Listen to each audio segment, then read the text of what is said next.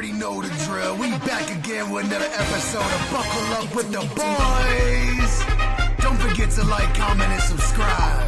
So strap on your seatbelts, cause it's all pedal to the metal from here. And without further ado, your amazing host, Drew, Billy.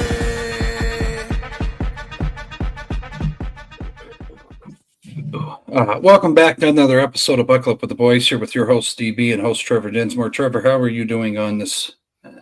It's a nice temperature Tuesday night. How are you? Oh, yeah, it was like 65 and sunny today. I couldn't believe it. Yes. I even took a walk outside, saw some dogs, petted a couple puppies, and I was happy. Yeah. And then I came back inside and went back to work and got all miserable again. But, such is the highs and lows of a tax accountant this time of year. Yes. But good to be back with you, Billy. Good to be back with our viewers on short notice after talking to Ryan Walker last week. Pleasure speaking with him. I hope to develop a relationship with him in the future, and hopefully we get him back on here at some point. Yes. See what he's up to, and maybe give us some details of some of those stories that he left out last time. Right. But otherwise, going to be a great night, Billy. Looking forward to what we got. Yes, a lot of news going to be getting touched on tonight. A lot of segments as usual. Stay along for Trevor's segments throughout. Also mine later in with debate time. But also, like Trevor alluded to, make sure to check out that episode with Ryan Walker. Hell of a story, hell of a journey. And we went to some dark places a little bit, some good times, and a lot of adversity he overcame, and he's living the dream now. So make sure to check that out. That's in our live section. But no, a lot of news here, Trevor, NFL side of things. Darius Slay was released by the Philadelphia Eagles today after 5 seasons with them. Where the hell's he going, and are you shocked by this move? A little bit, honestly. He was a steady Eddie for them. He wasn't, like he was necessarily in his prime. Kind of had the tail end of his prime with the Eagles, but ultimately did help them win a Super Bowl and one of the best defensive units in recent memory. So very shocking, very shocking. I don't know whether he's going to retire, whether he's going to go somewhere else. That's all up in the air at this point. I only, I know as much as anyone else on that matter. I only kind of saw that news this morning as well. And, naturally it got shared in some group chats, and, rumors were kind of going around as to what he was doing. And we're going to talk about him in a little bit as well, kind of integrated him into one of my segments. But, one of the first initial shockers of this NFL offseason for sure. Yes. No, and then, we'll see where he goes. But and then other news as well, Davante Adams released at around 3:00 today by the Jets. We know where he's going. I don't know. He can still play. He can, yeah. He can absolutely still play. Does he follow his buddy Aaron Rodgers and stay in New York? Does he go elsewhere? How much cap space do the Rams have? Maybe they go get him after trading Cooper Kupp. Maybe the Niners go get. I don't know. Yeah. I don't know, because he's played in Green Bay now. He's played in New York. Maybe he wants to go back out to the West Coast. He obviously played in Vegas as well. Liked it up there with Derek Carr. Yep. I could see him going out west. I could see him maybe sticking with Rodgers. But after that Jets experiment, I don't know what kind of taste he has in his mouth after the fact. So, again, very up in the air, very early stages in the rumor mill as to where he's going. Probably going to have some more concrete answers and some reports coming out from the likes of Rap Sheet, Shefty, all those types coming out next week or within the week. Mm-hmm. No, and then and then other news as well. Matt Stafford gets the deal done with the Rams. Sean McVay was saying he was not sleeping well while this deal was up in the air. Now he's able to get a good night's sleep. I said this before, I think, 3 weeks ago. Stafford, I think, is going to retire as a Ram. I don't think there's any question. I don't think that's a huge question at all. No. No. Oh, another potential destination for Davante. I just thought of the Chargers. Maybe they could use a receiver. Speaking of going out west, but who are we talking about? Stafford? Yeah. Stafford. Yeah. What did he sign a 2-year deal with the Rams? He's probably going to retire after that. I want to say he's 38 right now, 38 or going he's into his age 39 season. Yeah. Still can play, still can ball. He's still, making those no-look throws, still zipping the ball up and down the turf. But especially after the type of career he's had, he got banged up quite a bit in Detroit. Now he comes to the Rams and all of a sudden has this like protective blanket around him. Still gets hit a decent bit, but still has this plethora of talent around him to where they almost beat the eventual Super Bowl champion if not for like a couple plays gone wrong in the divisional round. Yep. So still a lot left in him, still a lot left in that Rams organization with him, and still a lot left with that partnership with McVay. So good move by the Rams. And I had little doubt that Stafford was going to go anywhere else. Of course, I'm hoping that like he comes to the Steelers or I'd like that, but good on the Rams. Good move. And I think they got him for not too bad of a deal, right? Do you remember? Yeah. I don't have the numbers in front of me. I can Google it real quick. Yeah. I don't know why it was not. I don't think it was a crazy amount. I think it was. No, I don't think so.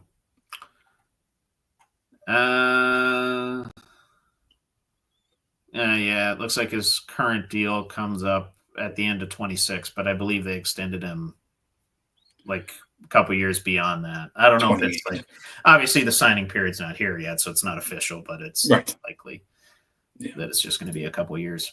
Yeah, I think 28. I think I saw. We'll see, though.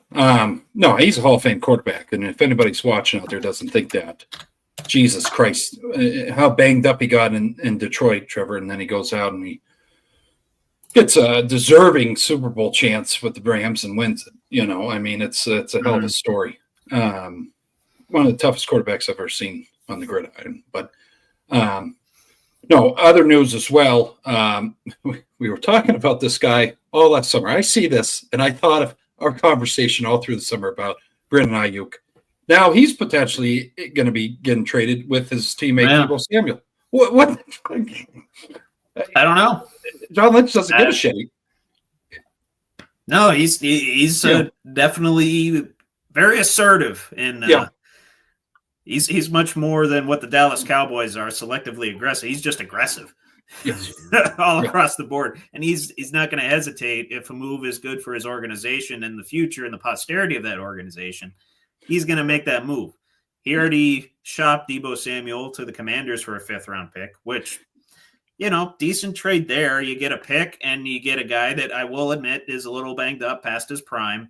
Still decently versatile, still useful, and I think he's going to do good things, be a complementary piece in that Washington offense. But, past his prime. And then Brandon Ayuk, guy's injury prone, man. Right after he signs a big contract, he gets hurt for the entire season, like 5 or 6 games in. Yep. And we're going to be talking about him all offseason again. Yes. Unless a trade happens within the next, couple days, which could. Jesus Christ. John Lynch isn't afraid. No, it's just a carousel with that poor guy, freaking Brandon Ayuk. He's not saying he's coming to the Steelers. No, he's going over here. No, he signs a big deal, tears his ACL. He resigned. Yeah.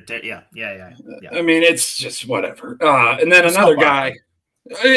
And here's another guy that's going to bring another addition to the soap opera side of football. Shedeur Sanders steps to the podium on Friday, and he's talking at the NFL scouting combine, and he's saying he's not worried about what the critics say. He's able to play, Trevor, and I know we'll get into where he's going to end up in the draft dissertation at some point, but the kid's confident.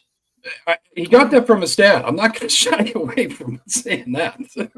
No, I was going to say, look at the last name. Yeah. You can't be a Sanders and not be borderline cocky, but still come off as confident. Yes. Yeah. And Dion toes that line daily. Yes. Yep. Shadeur's going to toe that line daily. Shiloh's going to toe that line daily. Any other kids or relatives of Dion are going to toe that line daily.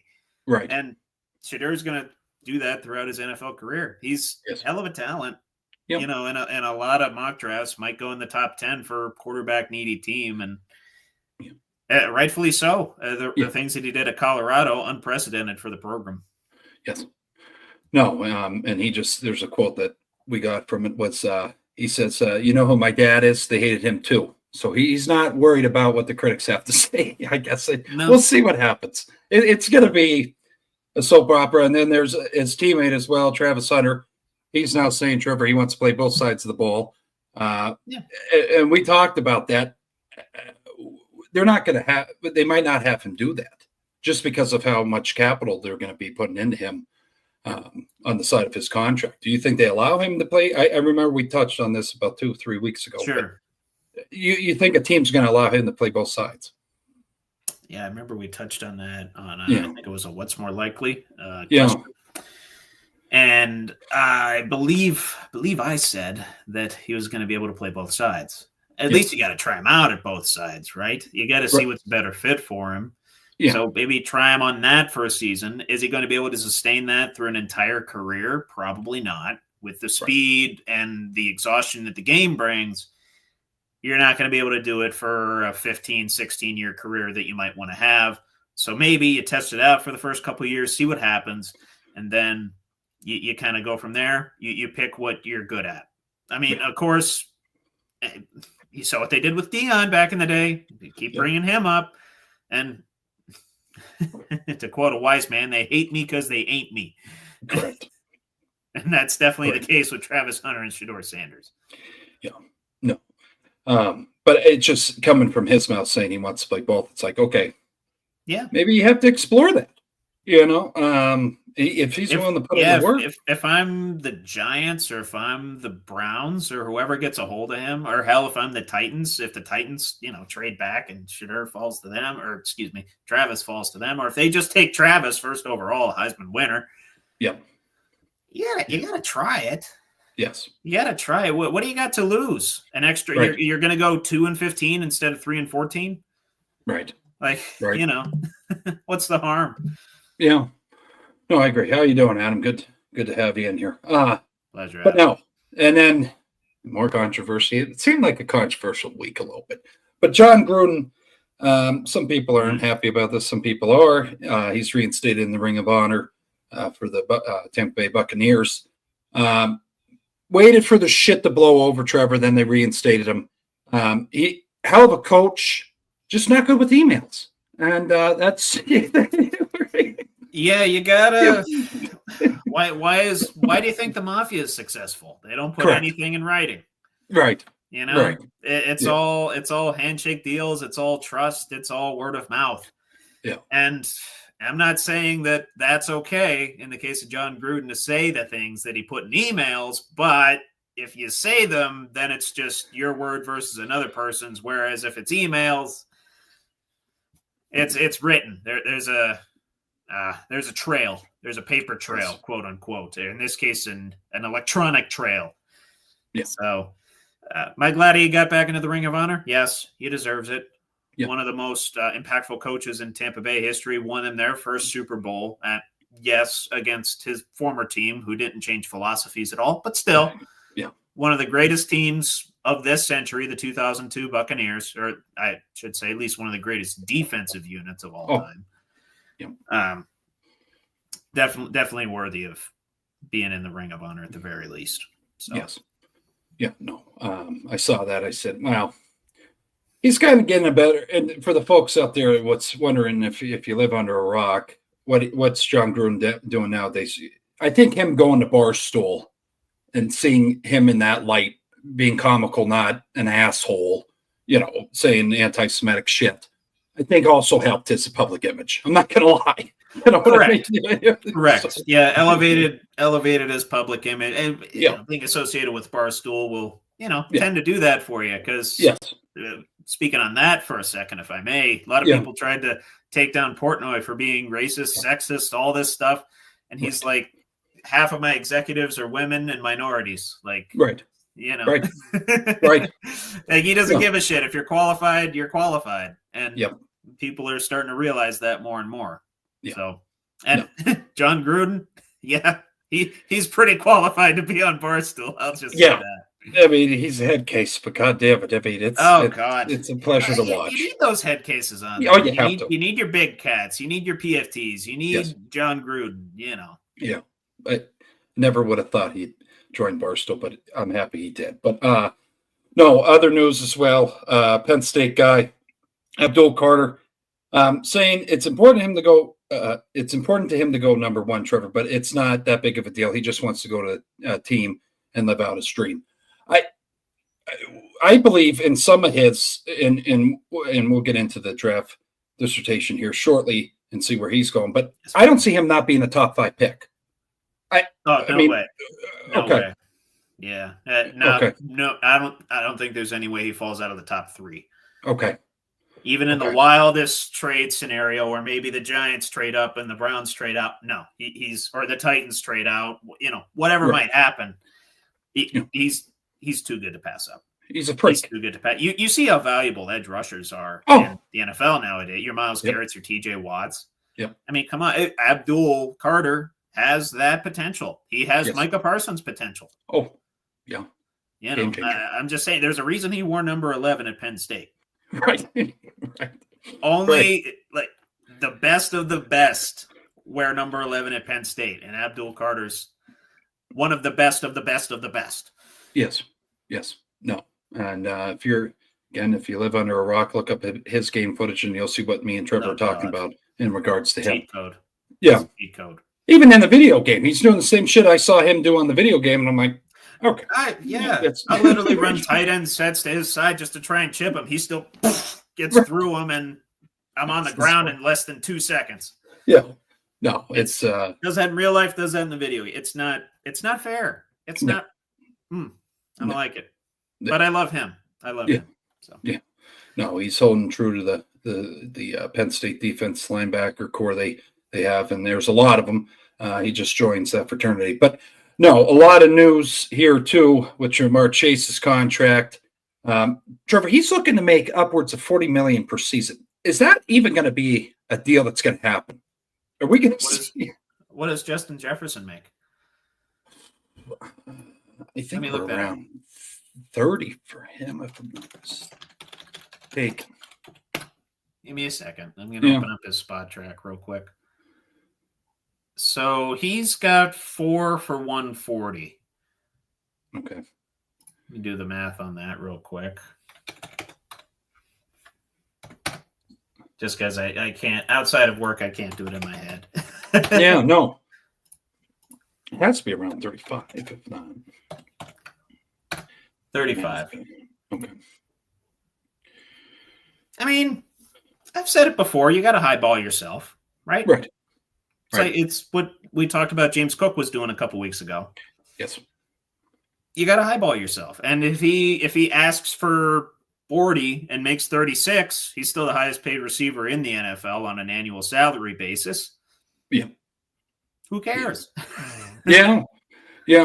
No, I just 40. I hear that. I'm go. Ooh. Yeah, I don't know. They need 40 after incentives. Maybe that'd be good. Yeah. Just work in some more incentives, and obviously, he did just win the Triple Crown too. So correct. Coming off of that, correct. He's leveraging his accolades and leveraging his standing within the NFL lore of wide receivers. So I don't blame him one bit for asking about that. I will always, I don't want to say support, but I will always advocate for, people going to get their bag. This career, as I said, doesn't last long. So go get your millions. Yeah. Make generational wealth to pass on to the generations that come after. Yeah. So. I'll post this to you, though. We saw their defense struggle.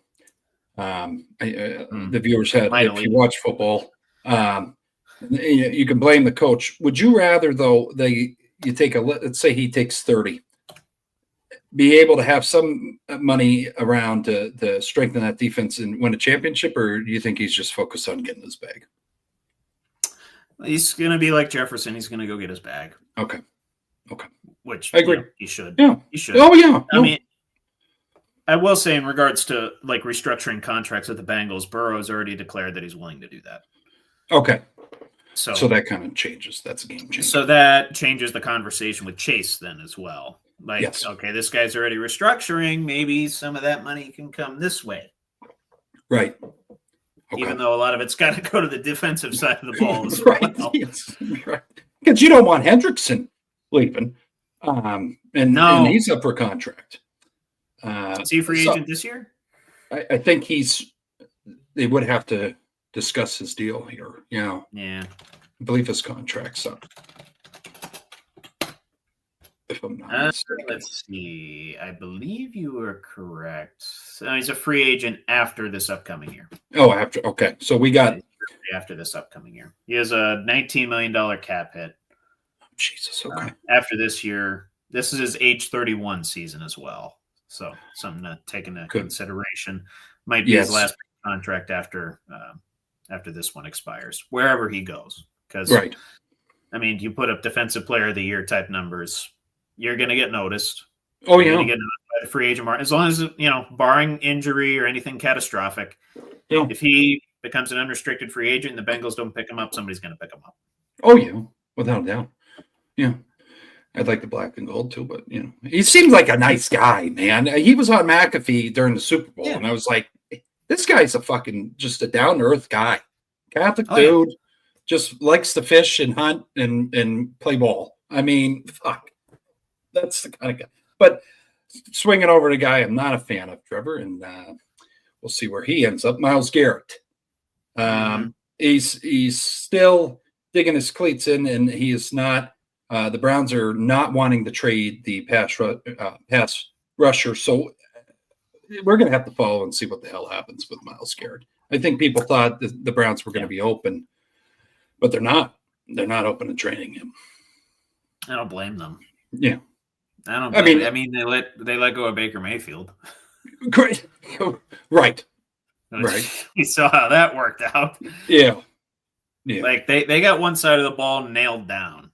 And they don't want the anchor of that side of the ball to leave. I don't blame them. And I don't blame Garrett for wanting to leave because they don't have their shit figured out holistically. No. And historically, and by historically, I mean basically since I was a toddler watching football, the Cleveland Browns have been a shit organization.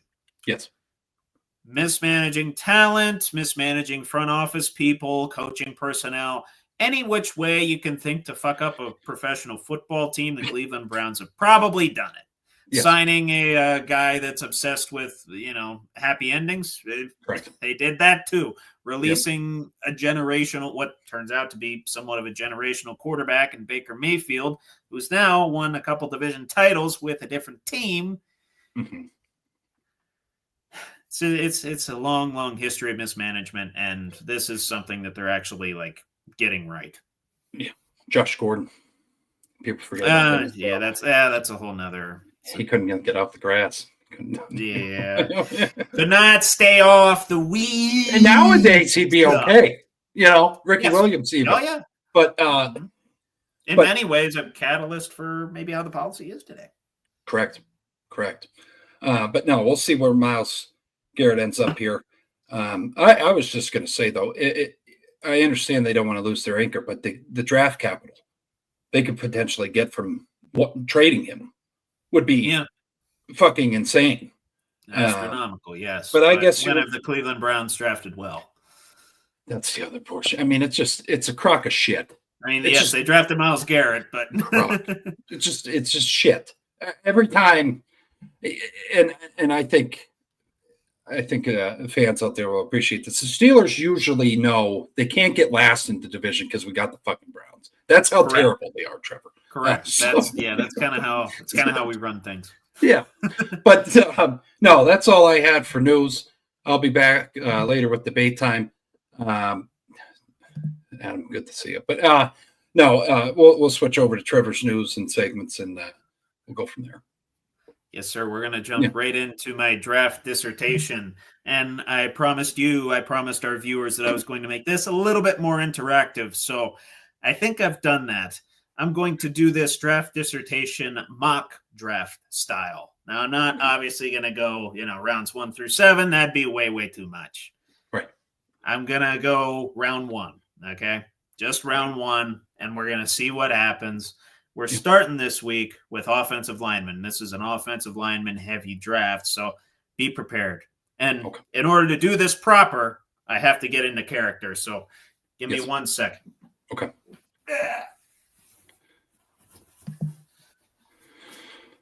Consider me Roger Goodell, Billy. What would you say to Roger Goodell? I don't know. You can just boo me if you want.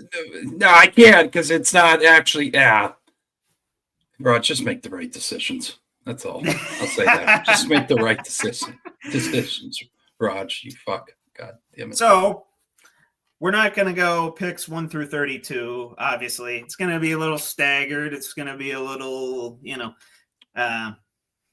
just staggered. And then I'm going to talk about each guy as I go along. Then hopefully, if my sound here works, we don't get flagged for copyright. Yeah, I'll be all right. There we go. Very nice. That'll come up as we're ready to discuss the next pick. So how we're going to do this, Billy?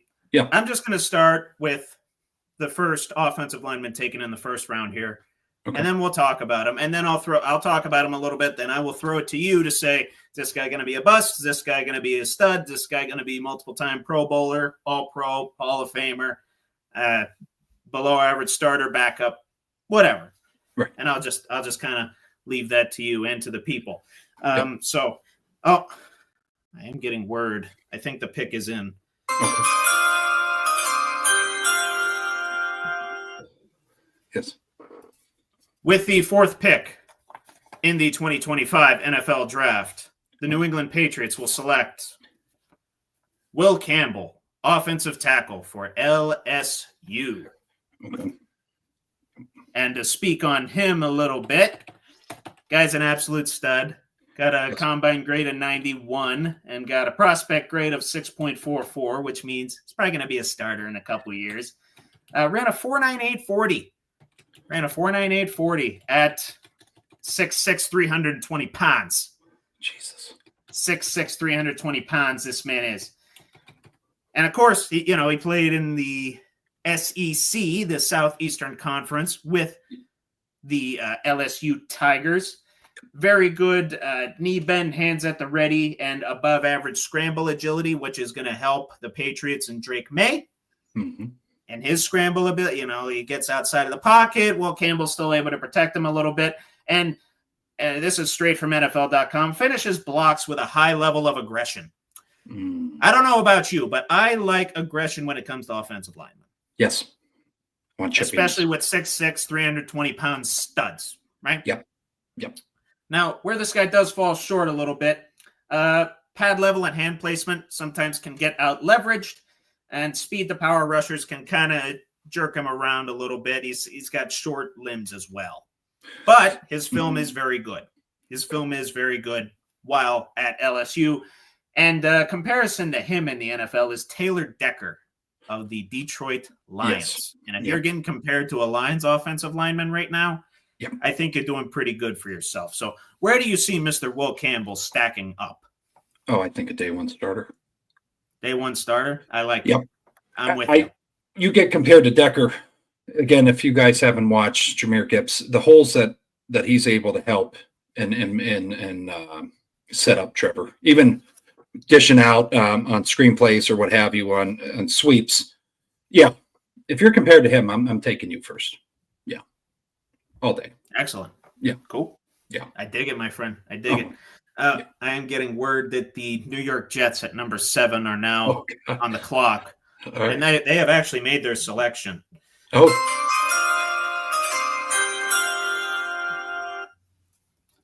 With the 7th pick in the 2025 NFL Draft, the New York Jets select Josh Simmons, offensive tackle, Ohio State University. Or if you're a Buckeyes fan, I'll do it for you, the Ohio State University.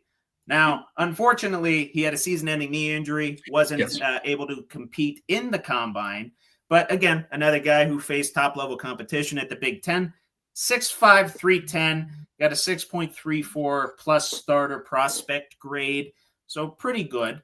Got a draft grade of 92, and another smooth operator when it comes to offensive linemen. Very smooth at getting out of his stance, getting into space, and will be helpful for whoever is playing quarterback for the New York Jets. Has range to impact the screen game, and he's got a very firm outside hand, which helps him with modern era NFL edge rushers.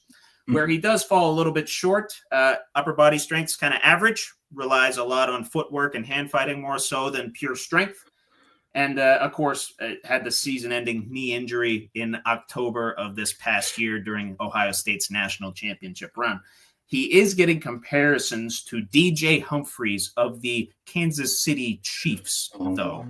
Another pretty solid comparison, if you will. Where do you see him? The knee injury is just making me nervous a little bit. Correct. Yeah.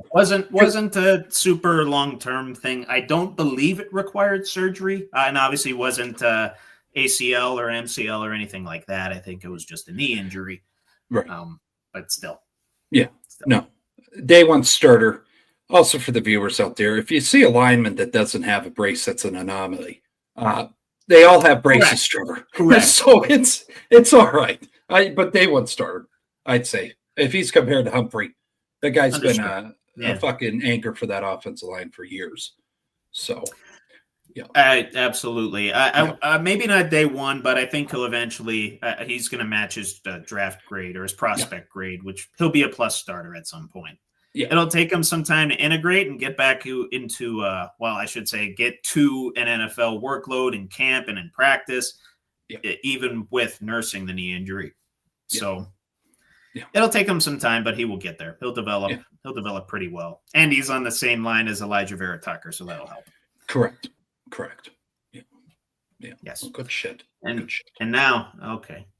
The Bears are on the clock, my friend. Oh, boy. They need it. The Chicago Bears are on the clock.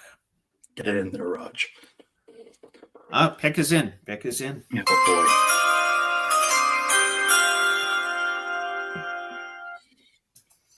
Yep. With the 10th pick in the 2025 NFL Draft, the Chicago Bears will select Kelvin Banks Jr., offensive tackle, Texas Longhorns. Big son of a bitch. Yeah. Big son of a bitch is damn right, my friend. Yep. Kelvin Banks, 6'4", 320. Fucking big boy. Ran a 5.16 40. Not bad. Could be better. Could be up to potentially Will Campbell's numbers, but, pretty good there regardless. And was a 3-year starter, actually, at Texas. And he, same thing, played in the SEC for a little bit, went against current and future pros. Pro-ready run blocking ability already. Very active feet. And he drives his hips into the opponent, creates leverage, and again, finishes his blocks very, very well. And like you said, big some bitch. He is. Yes. Arms. His arms are fucking huge, dude. Oh, yes. They're long, but he needs to, get a little bit more of these. Yeah. Does need to get a little bit more of these.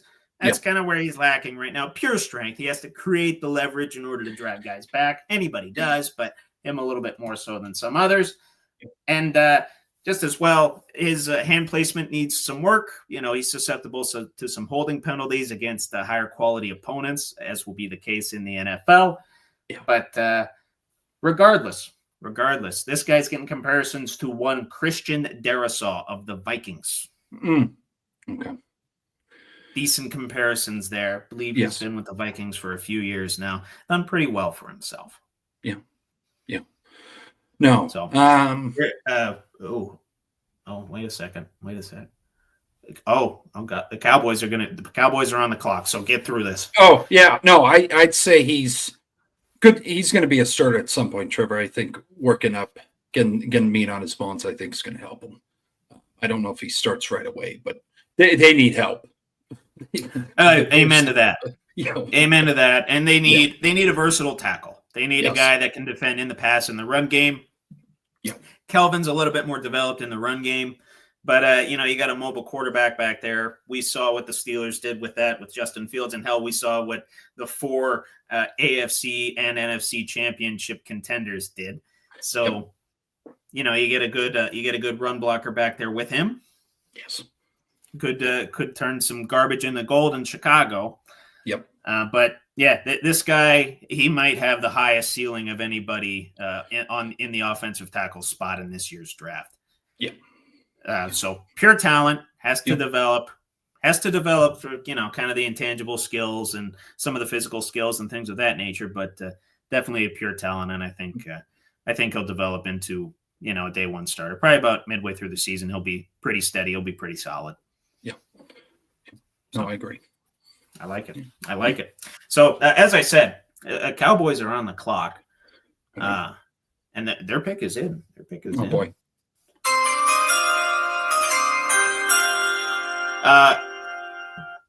Did not have a Cowboys sticker. Yeah, it looks good. So I drew a star on the back of a business card that I have. It's worth it. I didn't sell. I gave all of my, like I have a bunch of, these stickers. Yeah. I didn't have a Cowboys one. Yeah, I gave them away. I know too many Cowboys fans, and I didn't really want them at the time. Right. Zeke Elliott was still kind of running wild and running over some Steelers, so I didn't appreciate that. But anyway, yes, with the 12th pick in the 2025 NFL Draft, the Dallas Cowboys select Armand Membao, offensive tackle, Missouri. Okay. Another big sumbitch. Yeah. Another big sumbitch, my friend. Let me see if I can find him here. Come on. Where are you? Armand. There we go. Armand. 6'3", 314. So actually a little bit smaller than some of these other guys. Definitely makes up for it with his athleticism, though. Ran a 4.91 40. Got a prospect grade of 6.46, which means he could be a good starter within a couple years. Yeah. I think it's going to take him a couple years to get there, especially, with the pressure of being in Dallas and with that organization. Yep. But regardless, Armand, again, faced SEC competition at Missouri, has very good body control and poise while he's in his pass sets, and plays with an edge when he's finishing his blocks as well. Again, very good with finishing the blocks, and he's good in man blocking. Not as good with the zones, so might take him some work to, potentially be a stretch type of guy and, get into those stretch type block sets, but still pretty good talent. And of course, like I said, he's 6'3", below your standard offensive lineman. You normally want him to be about 6'5". So just as well, inconsistent running feet under his hands when he's, kind of drive blocking. So, if he's trying to defend a bull rush, could be a little bit tougher. Goes back on his heel. Like a couple guys before him could have some problems facing speed to power rushers with his hands. He's got to work on the hand work a little bit, but he is getting good comparisons to Zach Tom of the Packers. Oh, okay. Who was a starter pretty quickly once he was drafted. Yes. So Armand Membao, where do you see him? I would agree with. There's so many bull rushes in the NFL nowadays, and they a whole bunch of different blitzes they do. I'd say I agree with the comp there that in maybe a couple of years, maybe a bench role guy fills in if there's an injury. I don't think he's a day one starter though, Trevor. Yeah, that's fair. Yeah, that's fair. And they're big on the feet. Oh yes, he has to get those figured out. So, yeah. No, and I think he will. I think he will. He's pretty good at one-on-one blocking, which is pretty necessary when you're in your pass sets. And if we know anything about Dallas, they pass the ball pretty much more than anybody in the NFL. So yes, could be a good fit. Be a good fit, but I think it'll still take a couple years. And knowing Dallas, Zach Martin just retiring, good for him. I think he'll be in the Hall of Fame. Without a doubt, pretty soon. I don't know about first ballot, but he'll be in there at some point. Yeah. So they're going to need offensive line help And I saw some mock drafts out there that had Ashton Genty going in this 12 spot to the Cowboys. Okay. That'd be the flashy move, right? That'd be the Jerry move. Yep. But I went opposite the Jerry move this time. Okay. Yeah. I don't know why. I just kind of had a feeling they were actually going to do something sensible. Could I eat my words in 8 weeks? Yeah. Yeah. I could very easily eat my words. Yeah. But it is what it is. Speaking of sensible, the Colts are on the clock. Oh, okay. At number 14, and their pick is in. Oh boy. Okay. Yep. With the 14th pick in the 2025 NFL Draft, the Indianapolis Colts will select Tyler Booker. Oh, yep. Guard from Alabama. Yes.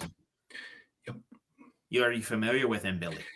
Yes. Remember watching some Bama games. He's a key role in their run game. Yeah. Oh, big time. Absolutely. Yeah. Absolutely. Yeah. And this guy, another, all these guys are big some bitches, but this guy is 6'5", 325. He's a big old some bitch. Yeah. Big old athletic some bitch. Yes. Runs a 5'3", 840. Not bad. Not bad at all. Did 21 on the bench. Not bad. 21 on the bench. Could have been better. Could have been worse. 27-inch vertical and got a 6.4 prospect grade, which means could be a good starter within a couple years. But if we know anything about these Alabama players, they're usually pretty good starters pretty quickly. Yep. And I think that's definitely going to be the case with Mr. Tyler Booker here, especially if he gets in the right system. And if he's blocking for a guy like Jonathan Taylor, he's going to be a little bit more motivated. Yes. But anyway, this guy who's a 2-year starter, team captain, does pretty well, like you said, in the run blocking, able to get downhill very quickly and uses his big old size and big old athleticism to his advantage for sure. Able to be the pulling guard very easily. And there's nothing less that I want to see than a 6'5", 325-pound freight train coming at me. And especially the case with Mr. Tyler Booker. And, of course, he went to Bama, so good football IQ, good head on his shoulders, and very good in his poise and recognition of stunt blitzes. So he can even counteract in the passing game a little bit as well. Yep. However, his outside hands, he kind of has a wide frame and he sets his hands outside a little bit, sometimes susceptible to holding penalties, could be, especially in the interior. Those aren't caught nearly as much as the tackles, but still, could be an issue down the line. And just as well, doesn't always extend when rushers are coming at him. He kind of absorbs guys rather than pushes them off. So that could be an issue if you face a good veteran, a caliber of a Calais Campbell or something like that. Right. And needs to work on the foot speed. Needs to work on the foot speed as well. Pretty average in that category in comparison to his peers. Is getting comparisons to one John Simpson of the New York Jets. Okay. Yeah. So I personally think, Seahawks are on the clock. Okay. Oh boy. Okay. Oh, Jesus. That'll be interesting. But anyway, Tyler Booker, I think he's going to be a starter pretty much right away. I think he's going to fit right into that Colts system, going to be protecting Anthony Richardson and the likes of Jonathan Taylor. I think they're going to integrate him pretty much right away. Any Bama, Georgia lineman, put him right in. Yeah. I don't have any concerns. Right? Don't have any concerns. No. Yeah, sticking with the status quo, just keeping them. Georgia, Bama, just chalk. Put him right in. Put him right the fuck in. If they're running a pro system down there, he'll figure it out. I mean, for sure. Yeah. He'll be fine. He'll be fine. I agree. Get the foot speed up, but No, he'll get there. Yeah. He'll get there for sure. But with NFL training. Yes. Yep. I'm just hoping Indianapolis does right by him. That's all. We know what kind of things that organization's been up to lately. Fucking Ursay. Yeah. Christ. Right. Treat him right. Treat him right, Mr. Treat him good. Yeah. Right. Yeah. Treat him good. Treat him good. Seattle's pick is in, my friend. Okay. Hell yeah. You can tell these stickers are old. It's the old. Oh, they look good. Yeah. With the 18th pick Mhm. in the first round of this 2025 NFL Draft, the Seattle Seahawks will select Gray Zabel, a center from North Dakota State University. Okay. And I'll tell you a little bit about Gray Zabel. Yeah. Stud. Absolute stud. Great game film. I know not necessarily at the FBS level, but stands 6'6", 305, got a prospect grade of 6.27, which means could be an average starter, which, I get it. Maybe not going against NFL quality opponents at North Dakota State. But regardless, did 26 of these on the bench. Pretty strong guy. And a 36.5-inch vertical. That kind of stunned me for an offensive lineman. Yeah, So I like that. I'm guessing very nimble on his feet. Yeah. Super athletic. And just as well, excellent versatility. He played 4 of the 5 offensive lineman positions while in school. So you can kind of move him around from center to tackle to guard. Thrived at all of those as well. Very good hip movement, lateral quickness, body-on-body blocks, able to still absorb guys and still push back. And as well, very good at combo blocking. Get from one level to the next, to the next, to the next. Yep. So a couple of his weaknesses, though. He does set his base a little bit too wide when he's in pass sets, a little bit more of a rushing archetype center, if you will. And his hands get wide, sometimes slide off target while he's in run blocking, especially while he's getting from level to level to level. So he's able to get there with his body, but the hands sometimes kind of go all over the place. Right. Is getting good comparisons, though, to one Liam Eichenberg of the Miami Dolphins. Okay. Yeah. And me personally, I think he's a decent fit for Seattle. I think he's just going to take some time to get integrated into the game. I think it'll take about a year before we see him really develop into a quality starter. No, I agree with you. I'm just attracted by that vertical and that 6'6". Oh, same. Yeah. It's ridiculous. Yes. And he's a little slimmer. 305, and he's jumping over 3 feet in the air. Yeah. It's pretty goddamn impressive. Yeah. I think he'll fit good with blocking for JSN and Kenneth Walker up there, and I think it's a good fit. I do. All right. Yeah. Good. You think it takes him a little bit, or you think he's going to kind of go in? They need help. I think he goes right away. No, I know they need help. They might.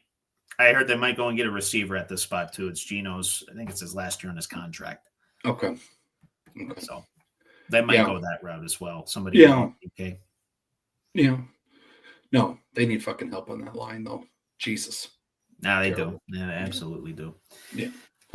We're gonna skip ahead here a little bit. Okay. Rams are on the clock. Oh shit. Okay. Whose house? Rams' house. Whose house? Rams' house. Right. And the Rams they've officially made their selection. Okay. Old. Oh, I like that. Yeah. Oh, geez, it started again. That's right. It started again. Yeah. It's old. It's like I like that throwback. Yeah. Yep. Greatest show on turf days. Yep. Anyway, with the 26th pick, skipping ahead to 26 from the 18th here, 26th pick in the 2025 NFL Draft, the Los Angeles Whose House? Rams house select Josh Connerly Jr., an offensive tackle out of Oregon. Yep. And you might know him from the Big Ten championship game in which he was able to wrangle Abdul Carter. He held it. Yes. Held it tackle. Amen to that, my friend. And a little bit more on him. Last year I did the pick of who I thought was the most bang for their buck. Yep. I'm picking this guy as far as offensive linemen go. Josh Connerly Jr. out of Oregon. 6'4", 305. Got a 6.36 prospect grade. I thought that was a little low based on his game film. But regardless, ran a 5.05, 5.40. And similar to Mr. Zabel, 34.5-inch vertical, almost 3 feet. Fuck. Beautiful. It's a beautiful thing. Yep. And as I stated before, did well against Abdul Carter in the Big Ten championship and good caliber opponents within the Big Ten. 2-year starter while at Oregon. Very composed and athletic, even with his size. And he has a very sudden punch. A very sudden, gets his hands on you very quick and keeps him off, keeps you off of him, just as well, squeezes the B gap very well and scans for incoming rushers during stunts. So able to pick those up. Does need to improve the play strength a little bit. Doesn't play as big as he actually is. And just as well, sometimes oversets in pass protection, which can lead to some, errant footwork and errant hand fighting and, all that good stuff. Just as well, relies a little bit too much on the forward lean rather than his base, which can lead to some power to speed rusher issues or speed to power rusher. But getting good comps, though, Elijah Vera Tucker of the New York Jets. I see it. So could develop into that very easily. And a lot of studs, a lot of good offensive linemen coming out of the University of Oregon. He's not the only one. He's the only one I'm going to talk about, but he's definitely not the only one in this year's draft class. Yeah. Day one starter, Trevor. Day one starter? Yeah, I'm all on board with that. Yes. I'm all on board with that. I'm not going to say he made Abdul look like a little girl, but his reach. He didn't make him look like a little. He didn't make him look. He wrangled him. He did. He did. Basically, what you have to do with Abdul. Oh, he took on the rush and his reach and how he's able to hold him there. Because I forget what other game I caught that Oregon was playing, but he's a factor on that offensive side. Big time. Yeah. Big time. Yeah. I caught him during that first Ohio State Oregon. That's what it was. Did very well when they won. I think it was 32-21, or 32-31. Yep. Last second, Will Howard slides instead of it was interesting. Yes. They were out of timeouts, couldn't spike the ball. Yeah, but they proved Ohio State proved a lot of us wrong later. Yeah. Beat my team. My team. Well, beat both of my teams actually. Yes. Yes. But we're gonna go all the way ahead to the Eagles here, buddy. Okay. In the last pick of the first round of the 2025 NFL they need draft. it. Yeah. And it's in.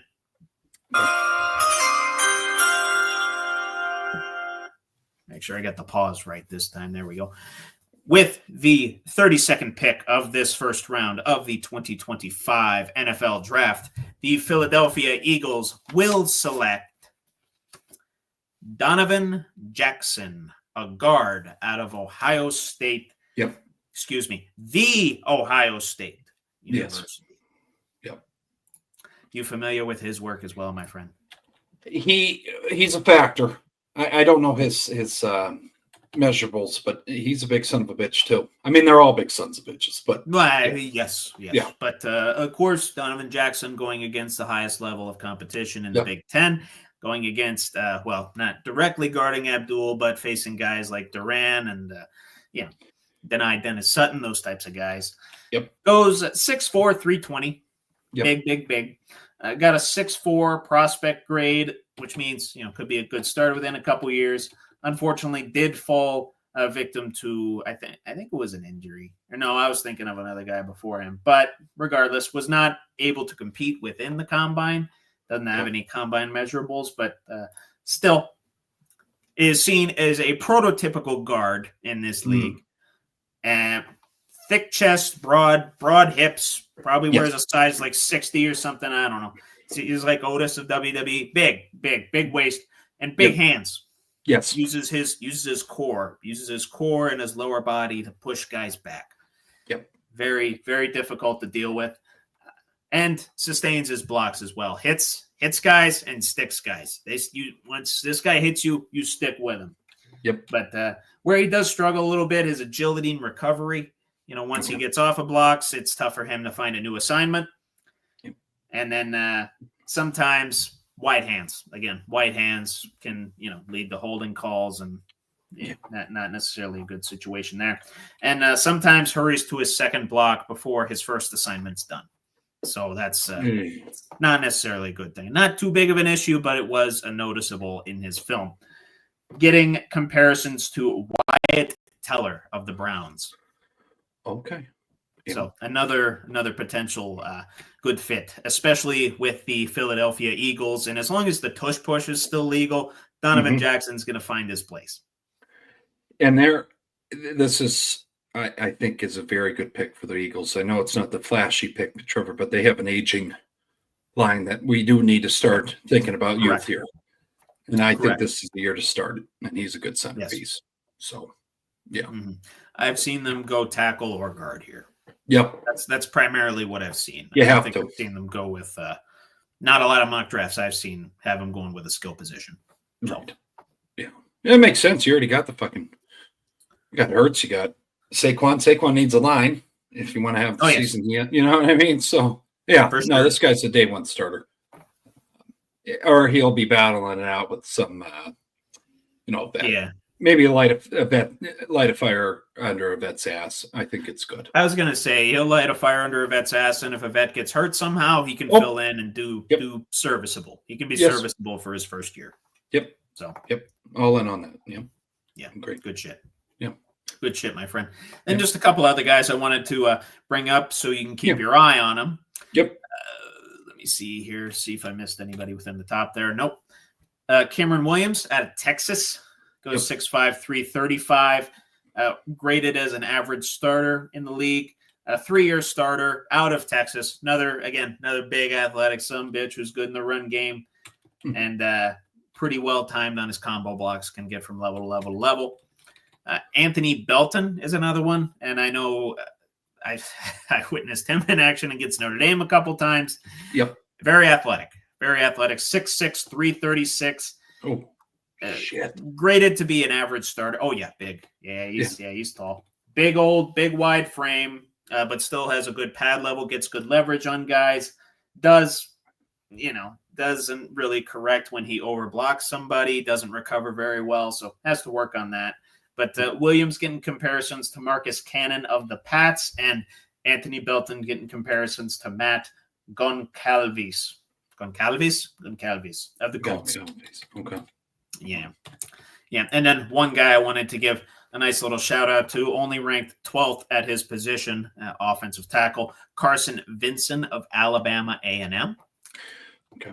You see a lot of guys from Alabama. You see a lot of guys from Georgia. You don't see a lot of guys from Alabama A&M. So good on this guy right here. Overall ranked 128th, so might be a day 2, early day 3 type of a guy. Goes 6'6", 305, graded as an average backup, which, kind of makes sense. Doesn't have a whole lot of good film against quality opponents. Okay. So, I totally get that. But it is stated that he has pretty athletic feet, good laterally, able to move with agility.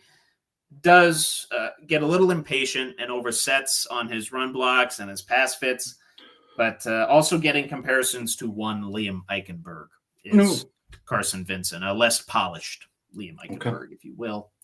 Okay. And then on the interior lineman side, Seth McLaughlin, another Ohio State guy. Yep. Second overall center in the draft. Yeah, got an 86 overall draft grade, 86th overall prospect, 78 draft grade, 6'4", 305 grades as an average backup. And then another guy that we're keeping tabs on, or at least a lot of scouts are keeping tabs on, could fall in the draft a little bit and be a good value pick, is Jared Wilson out of Georgia, another center. Yep. Ranked 90th overall, got a draft grade of 77, 6'3", 310, more of an athletic type. Yeah. And Seth McLaughlin, for his money, getting comparisons to one Juice Scruggs, who you might remember from his Penn State days. Yes. And Jared Wilson out of Georgia, getting comparisons to, we brought this guy up earlier, Zach Tom. That's exciting. The Green Bay Packers. Yep. And that's it. That's all I got. You had a couple other Georgia guys on here. Jared Wilson, just said Jared Wilson. Tate Ratledge, another guard. Miles Frazier out of LSU. Could be good value picks down the line if maybe the Steelers need some help on that front. Yes. Probably not. We have other needs, but if think about it. Right circumstance. Right circumstance. Yeah. But anyway, that is all I got for this week's edition of Dinsy's Draft Dissertation. And I will tell you, next week, we are getting right down to business. We're getting onto the edge rushers and D tackles. Hell yeah. I'm excited. Building it. I do this how you build a team, right? You build it from the inside out. Yep. Right? Yes. Ideally. That's how I'm going to build it. So that's how we're going to build a team with this here draft dissertation. Yep. So. Yep. Good shit. Yeah. So make sure to mark your calendars, folks. Edge rushers and DB backs next week. D tackles. D tackles. Backs is, backs is down the line, my friend. Yeah. D tackles. Defensive tackles next week, and we'll keep you up to date with everything going on with the draft. And make sure we'll be starting to put stuff out for Draft Night Shindig, and Trevor's going to help us along the way till that night. So good shit, Trevor. Absolutely. Shit. Thank you, my friend. Yeah. Thank you. Yeah. With that, we're going to get right into our favorite segments, our favorite weekly segments, starting with What's More Likely. Hell yeah. As I get this jacket off.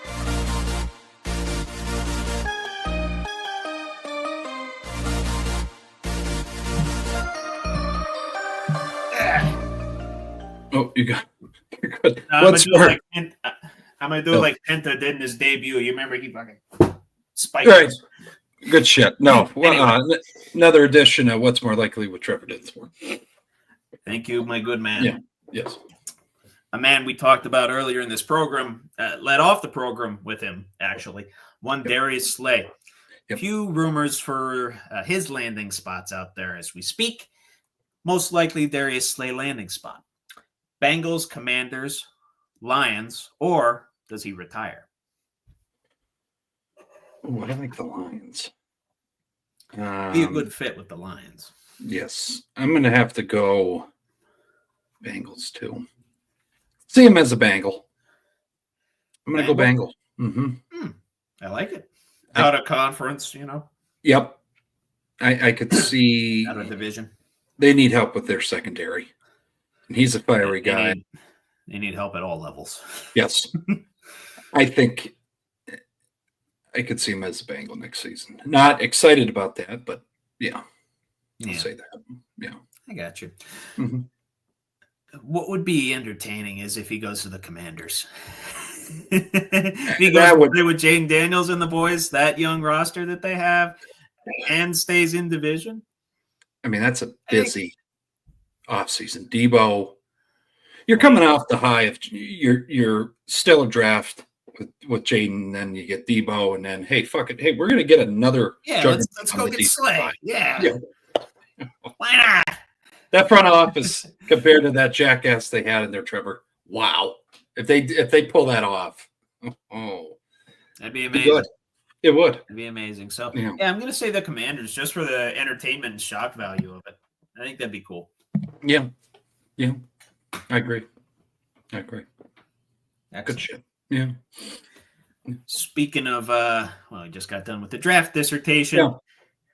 More likely day one draft scenario. Okay. Now, as a caveat, I did not factor in any trades to my dissertation. I'm not that advanced in this thing. And plus, I don't have the time with my 10 to 12-hour days at the tax office. Right. But I'll throw this out there. More likely day one draft scenario. Giants trade to number 1, take Cam Ward. From number 3, trade to number 1. Mm-hmm. Or Shedeur Sanders somehow falls outside the top 10. I'm going to go with the second. Shedeur? I see him falling. Yeah. I do. Yeah. I don't think you have to trade the 1 to get Cam Ward. No, I think it's... Maybe the 2. Maybe the 2. Abdul's going to be involved in there, like we talked about. Yes.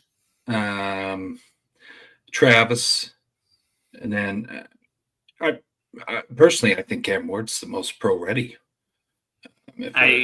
Of this class, yes. I think you could get him at 3. I think Hunter's going to go 1, Abdul's go 2, and then let's see Ward at 3. I see a lot of mocks that have Abdul at 1, Travis at 2. Right. Hey, I mean, you're not any decision there. You're not. It's not. Can't go wrong. Decision. No. Yeah. But I think they're fine. I'm going to go with Sanders drops out of the top 10. Same here. And just Maybe kind of top looking 15. at. I don't know if he drops or like he's drafted in the top 15. Yeah. But he falls out of it. Yeah. Okay. Yeah, let me just kind of look at the draft order here again. Rounds. Here we go. And just looking at it. Yeah, the teams in the top 10. Raiders probably need a quarterback. Yep. The Jets could draft one. I know I said they would take a tackle, but Saints have Derek Carr, Bears have Caleb Williams, Jags have T-Law, they're riding with him, Drake May with the Pats. Yeah, Shedeur could easily fall. I could see it. I really do. Yeah. Browns might take him, but it'd be pass up Travis Hunter. Yeah, it would be a Browns thing to do. Yeah. Or if somehow Abdul isn't taken number 1 and you have a chance to put Abdul on the other side of Garrett. It'd be special. Yeah. Be special. Or replace him. Yeah, I mean, we'll see what comes out. But yeah. A trade and then Yeah. To the Browns. Give him to the Titans. Wouldn't that be something? Give Garrett to the Titans. They need it. Oh, Garrett, I would imagine wants some input on the decision where he goes. He has a no trade in his contract, so he's going to have to waive that if that's the case. Yeah. So. No, we'll have to see. Yeah, it's going to be exciting couple of weeks here leading up to the draft. I'll tell you that. Oh, yeah. I mean, per the usual, there's all these trade rumors floating around. But that's the one that kind of has the most gravity right now is the Giants trading up to 1. Yep.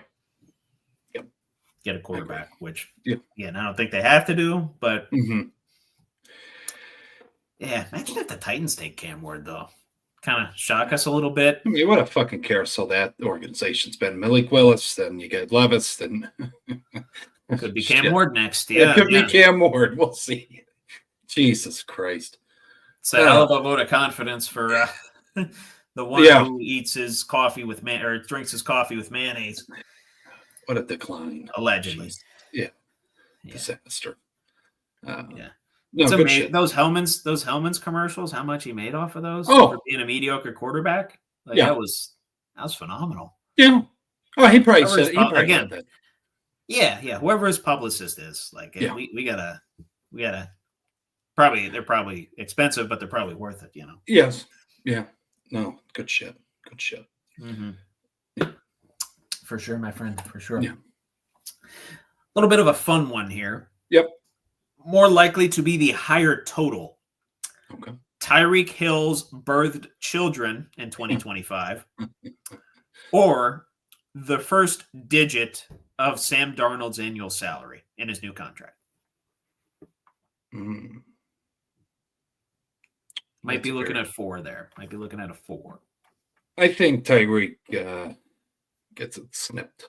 So we'll go Darnold. Darnold? Yeah. Okay. I was thinking Darnold too. The agent's going to be like, hey, man, listen, you're getting up there with Sean Kemp. You need to fucking tone it back a little bit. Yeah, you can't go back-to-back with 6 children a year. You can't do that. Fuck. Is he training in the offseason or is he just fucking? I mean, what are we doing? Both. He's training while he's fucking and fucking while he's training. I mean, come on, Tyreek. Down. It's like a rabbit. Get down. Down. Doesn't use protection. Apparently Plan B's out of the equation, Whatever. Morning after pill. I mean, it's just a disaster. All that. It's just, I'll go Darnold at 4. If we see Tyreek slinging it out there, someone needs to talk to him. Someone needs to. We need to He have doesn't have a sex tape, does he? Somewhere out there. Might be somewhere. Well, I mean, like what happened to Shannon Sharp? I don't think. On IG Live? I don't think there is, but I mean. Okay. I haven't seen one. I mean, it gets to the point that it's not even fun anymore. It's like, come on. That's enough. Funny for the rest of us, probably not funny for him. Yeah, like, come on. Like, Jesus Christ. You're going to have your own football team here if you keep this up. I mean, God. He might already. He probably does. Thing is, Philip Rivers does too, but they're all at the same woman. So, like. And these are only people, the poor kids that are being reported. There's probably more out there, Trevor. Let's be honest with ourselves here. That's only the number we have in the public eye. There's probably. What I'd like to know is how many did he get pregnant, and then correct. You gotta correct the paternal test and what have you. Yeah, and they got they aborted it. Correct. Who knows? The guy's just a fucking loose cannon.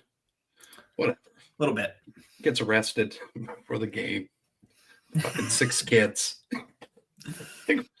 What? Oh, I mean, that's a Miami lifestyle. That makes sense. It makes sense. It's going. Yeah. Coach looks like a drunk kingpin. Whatever. It is. Why do you think he wanted to leave Kansas City? The coach looked like he went to In-N-Out too much, and I imagine there's a good amount of shit to do in Kansas City, but definitely not as much as there is in Miami. Jesus. Whatever. So.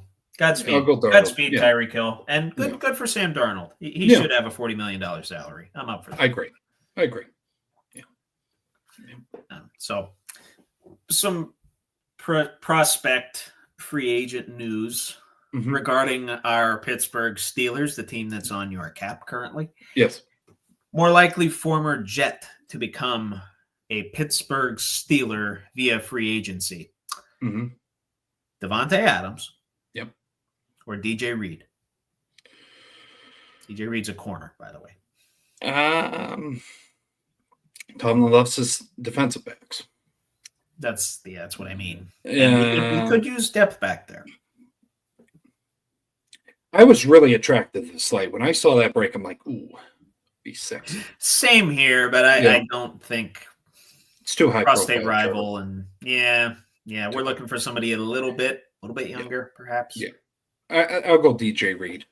The sexy one would be again Devontae, but I just don't see that happening. So right. I kind of tossed the line out there to see if you would bite the bait of the sexy pick and Devontae, but the sensible one would be DJ Reed. We got to draft a wide receiver first round. That's my opinion. I like that Luther Burden from Missouri. Yep. Or that he's probably definitely going to go before us, but that McMillan from Arizona. Yep. Yes. It's probably going to go after you said that. Oh yeah. And I like him. I like McMillan. Yep. Same here. Very athletic. Same thing with Luther Burden. Yep. Good route runner and a sensible, good heady player. Emeka Ibuka. Yes. I wouldn't mind getting him too. Correct. We need a guy that has a fucking head on his shoulders to get Pickens. Yeah. Back down here. Yeah. Back down to reality a little bit. Fuck. Right. Yeah. Right. All the talent in the world, just come on. Just gotta chill. Yes. We need a Heinz word. He plays hard. He beats the shit out of people. He doesn't talk shit. He just that's blindside block rules. Yep. Yes. Yeah. That's who I want. A hard worker that just shuts the fuck up. We don't need to get in the media. Yes. We don't need to start shit. So Steeler way. Yeah. Good shit. Godspeed. Yeah, Godspeed. Godspeed to our Steelers. Yeah. Fuck. Yeah. Going to college basketball here. We're getting close to the NCAA tournament. Yep. Be filling out my brackets pretty damn quick here. I've already submitted my entries. I haven't submitted my brackets yet, but I some entries and some work pools and some personal pools, and I'm sinking about $100 into this March Madness season. We'll see what I come out with, if anything. Right. But most likely current number 1 seed in bracketology to go down first. Not in the first round, just who's going to lose first. Yep. Duke, Auburn, Tennessee, Houston. Tennessee. They always break my fucking heart. We are simpatico in this segment. I'm with Tennessee as well. They always disappoint in the tournament. It's like picking Duke. But it's not like picking Duke because they always disappoint. Duke occasionally gets to the Final Four. Yeah. I love their coach and I love the play style they have, and they break my fucking heart and destroy my bracket every year. So I'm going to learn this year. That play style that they lose. Yes. Yes. So Tennessee. Yep. Tennessee. Yep. Okay. All day. I'm with you. Tennessee. Yep. Even though I think the SEC will have a good tournament. Oh, yeah. Tennessee's not going to be one of them. No. Yeah. No. Unfortunate. Yeah. An NBA one for you. Yes. Involving your Lakers, or a member of your Lakers. One that you don't particularly care for, but saw this prop on FanDuel. Yes. More likely NBA scenario. Bronny James scores 10 plus in a given game this season. That's a plus 200, by the way. Okay. Or we get chalk on the NBA Finals matchup. The current favorites are the Celtics and the Thunder. That's a plus 185. Ooh, I'll go with the latter. Yeah. No faith in Bronny James, huh? Again, that's a whole soap opera that I just, whatever. He's still on the NBA roster, right? I don't know if he's down in G League or not. Last I saw, they sent him down in G League for a minute. Yeah. I don't know is he still there? I think he's still there, if I'm not mistaken. That must have been why you're getting plus money on that then. Yeah. He's just shouldn't have drafted him. His teammate, I remember us talking about this. When the NBA draft came around, his teammate, who we should have drafted, was a hell of a lot better than Bronny. He just got drafted because of his fucking name. It's sad for that kid, his teammate. I mean, he averaged like 19.7. He was a dog. We give it to Bronny. Whatever. Fucking whatever. Wow. Yeah. Did set a little bit of history, most points combined by a father-son duo. So correct. Yeah. Something. Hang your hat on that as a Lakers fan. He gets set for life. Doesn't even have to play. No, I know. Yeah, silver spoon. You know, here's a fun thing, too.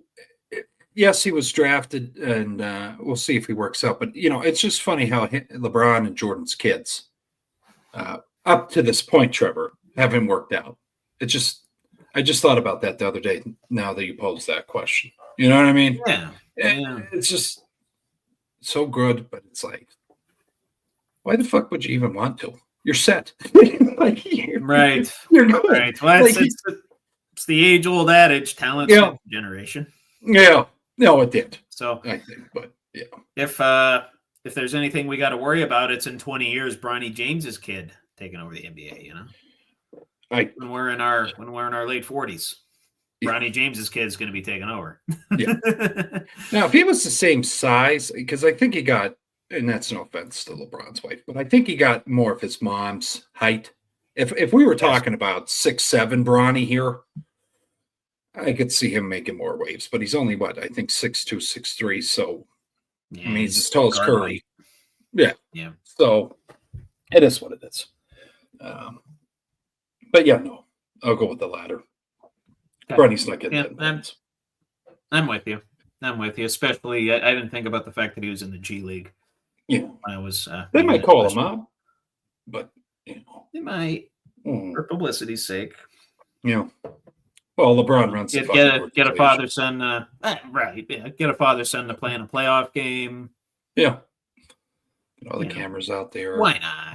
Whole fucking facade. Holly, it's LA. It's Hollywood. Oh, they love it. And then, you know, Jack Nicholson comes to the game, doesn't even know what the fuck's going on in the court. Jeannie's up there doing whatever the fuck she's doing. Are they the same age? Jack Nicholson and Jeannie Buss. Jackie, I think he's 89. Is he 89? I think so. Oh, jeez. I gotta know. You can Google check. Jeannie, I think she's about high 60s, 70s at least, I'd say. Okay, he's 87, Jack Nicholson. 87. Okay. Yeah, he's 87. I'm just going to click on images and see what comes up. And Robert Pelinka is getting fucking Botox done. It's a fucking mess. It's a mess, Trevor. Yeah, Nicholson looks pretty disheveled. Well, they had to save him. I saw this clip for the viewers out there, shining fans out there in anger management. He got berated outside a New York hotel. Like security had to shove people away. They like almost knocked him over trying to get autographs from him because he never makes public appearances. Oh yeah, poor guy. He didn't deserve that. He goes to the Laker games. That's about the only. Yeah. No, I think he has. There's some. I don't know if it's Alzheimer's, dementia, but I guess he can't be alone. So I mean, it's a whole. It's sad. It's sad. Yeah. It might just be old age. It might just be natural stuff. Yeah. And a little bit of, but it's all right. 80s. 80s, baby. Yeah. The 80s. Jackie, baby. Come on. Yeah. He would have fit in well in Miami. Oh, yeah. Tell me that guy didn't do line of coke. You're fucking out of your mind. Anyways. Anyway, that's all I got for what's more likely, my friend. We're going to move on to yeet or no yeet. Gotcha. Let's see. I'm gonna change it up with the. Oh wait, no shit. I don't have a. Fuck. Yeah, I don't have a thing yet for that. Shit. I gotta make that. Oh, that's. Yeah. Fuck. No. Yeah. I thought you did it. My bad. Yeah. No, I gotta. I'll get Uso doing the fucking Yeet McAfee and all that shit. Yeah, it'll look good. Oh yeah. Pat yeeting all over himself. Yep. Yeah. Yeah. I'll get a nice shot at him and Cole and Uso up on the top rope. It'll look good. Mm-hmm. Yeah, he wore that Sabre shirt last night, got his ass kicked. I was disappointed. So pissed. Yeah, same here. But before we talk about WWE, we're going to talk about NBA a little bit more. Yep. Kyrie Irving, you seen that news today? Yes. Torn ACL out for the season. Yep. Now likely AD is going to be sitting. Yep. So with knowing those facts and knowing what Luke and LeBron are doing together, consistent double-doubles, both of them. Lakers are winning a shit ton of games. They're the third seed now? Yeah. Vegas the third seed. I'll look at that in a second. But with those facts being out there, we can officially say that Nico Harrison made the worst trade in NBA history. I'm going to say yeet on that. I think he was fired, Trevor. Was he fired? I think I don't know if that was just a fake line I saw. I think it is. No, he's still there. Okay, that was fake news. Say, people, you got to fact check. That's on me. I apologize. I got to be better. All right. No, at least you know to ask now. You know, before you'd say, "Oh, what's this?" Yeah. And then I'd have to tell you, "Hey, at least you questioned it that time, so we're making progress." Yeah. No, I'll go yeet on that. That was a disaster. He created a dynasty potentially. So, but not his own. Not his own. Not his own. So that's a big yeet for me as well. Just to add substance to this too, Mark Cuban, if people want to fact check this, I believe this was in 23-22. He said he would divorce his wife to keep Luka on his fucking team. Mark knew all along that they should have never got rid of Luka. No, I know. Yes. So it is what it is. It's a dumb move. Dumb. He's your Dirk. He's the fucking Dirk and you just imagine them getting rid of Dirk, Trevor, back in the 90s. In his prime, yeah. Whatever. Wouldn't be good. No. Wouldn't have been good. No. But it is what it is. Yeah. It is what it is. A little word from Steve Kerr here. Yep. Came out in a press conference and said traveling should be called more often in NBA games. Yep. Do you agree with him? Yeet or no yeet? I'm going to go yeet on that. Yeet? Same. Yeah. I see it all too often. I see carrying too. Carrying a lot. That's never called. It never gets called until it's a big moment, and then it gets called, and it's like, what? Oh, a carry. The thing you never fucking call. Now you call it. I forget what game it was. The guy takes off. It's a fast break. He takes off. He's right above the free throw line. He does 4 steps. Like, what the fuck are we doing? Like, you're not going to Yeah. call it. And then that's when I turned it off, Trevor, and I got on PlayStation. I said, I'm not watching this shit. They're still doing it. So I saw that press conference. I agree with them. It's getting a little fucking out of hand here. Now, Giannis can do it. Giannis can get to the hoop from the free throw line with 2 feet. He's got that long ass limbs, His legs are up to my chest. I mean, you got Curry, though, who's, I think, roughly, 6'3". He's coming down the baseline, coming down, cutting across, and he does 3 steps. Come on. I don't give a fuck. You got to call that. I mean, it's whatever. And I know that's his own player, but, I mean, there's so many times I've seen highlights. Oh, what an insane dunk. He took 5 steps. Like, what are we talking about? Like, they're probably like, oh, it's a fast break, whatever. It's still technically, NFL wouldn't take that shit. No. You put NFL referees in an NBA game, that's getting called all day long. Yes. Yeah. No, I agree with them. Just I saying. saw that. And it's been years. I'd say 10 plus years. They just. Oh, I know. Yeah. Disregard for the rules, just kind of selectively applying them. Yep. Oh, LeBron gets away with it worse than anybody. I'll be honest. I know. It's not even a fucking debate, but Yeah. He's the Mahomes of the NBA. Oh, and Curry and Edwards, some hits, takeoffs. It's like, it's 3.5 there. We're not gonna. Good shit though. Good shit. Yeah. Cool. Yeah. So, Donald Trump came out and said that he could potentially posthumously pardon Pete Rose. Yes. And that would open up an avenue for him to be inducted into the Hall of Fame posthumous. Mm-hmm. So, yeet or no yeet, you're already getting ready for it. Pete Rose should be inducted posthumously into the Hall of Fame. Yes. How are you? Big old one? Big yeet.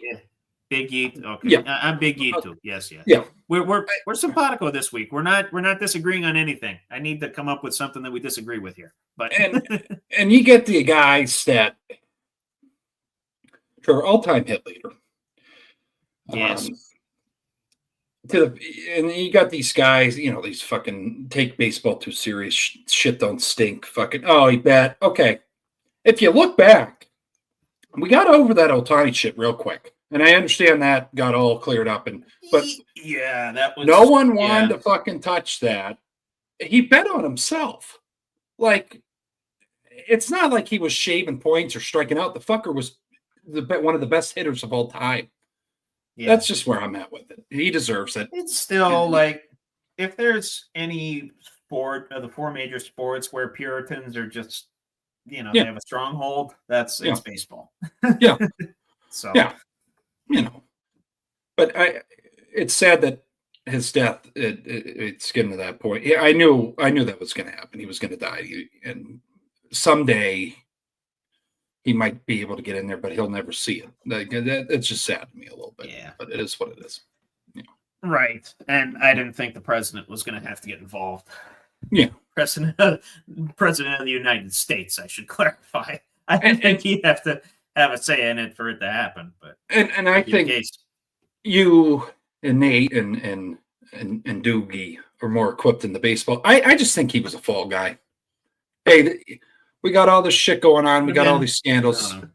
Let's just pin it on him and fucking whatever. It's sad. But I hope that into it to fully understand. Yeah. But I hope they do that and he gets in the hall. Agreed, my friend. Yeah. So now we're getting into the wrestling part of the show. Yes. So Dustin, wherever you're at. Yep. Listen up. A little bit of a shocker last night, at least in my opinion, the women's World Heavyweight Championship match. Very good. Very good match. Crowd's chanting, "This is awesome." Buffalo, New York crowd that we could have been a part of. I know. Could have happened, but it didn't happen. Right. It's okay. It was still fun to watch. Yes. But in the main event, Io Sky beats Rhea Ripley after Rhea Ripley gets distracted by Bianca Belair. Yes. little bit of a shocker. I was pretty stunned, and evidently the crowd was stunned too. It was pretty, stunned silence in there. There was some cheers for Io, sure, but like wow, that's impressive. And we know Io's championship caliber. She was the women's champion for a while before she got that title taken off of her. Tag team champion multiple time. Yep. I think multiple time, at least once. Yep. And now women's world champion. Mm-hmm. So yeet or no yeet on the decision to crown her world champion this close to WrestleMania. Take it off of Ripley. They setting something up. What are they doing? Setting something up. I'm going to go yeet on that because I like title changes before WrestleMania or big events. I like it. Okay. It adds spice to it. Yeah. Okay. Yeah. Oh, I'm safe. I'm the champion. I'm not going to lose it until potentially WrestleMania. No, fuck that. They went off course. Yeah. I like that. That's true. Like that. That's true. They better do it for a reason, though. Yes. Better do it for a good reason, because obviously they're not taking it off of Cody. They're not taking it off of Gunther. That's a given. Right. So yeah, how can you shake it up a little bit? I'm still gonna say no, yeet. Okay. I love Rhea. I didn't know I was in the goth chicks before Rhea. Right. And then Rhea got me in the goth chick. That's another side story we can talk about later. I don't know. It was unexpected, sure, and it's one that I don't know what to make of right now. It's very soft, no yeet, because, like you said, they could turn it into something. They could turn it into maybe a triple threat with Bianca. Yep. Tie that in somehow, or somehow integrate Jade Cargill and the Naomi situation into this because of the Bianca connection. Yep. You could spin it off and do something. And as long as it's meaningful and as long as it's entertaining, I'll be okay with it. But knowing Triple H, he will come up with something. Just right now, I'm skeptical. Like I don't. Yeah. Okay. No, that's all right. Yeah. No, I agree. Yeah. I like your optimism, though. I do appreciate that.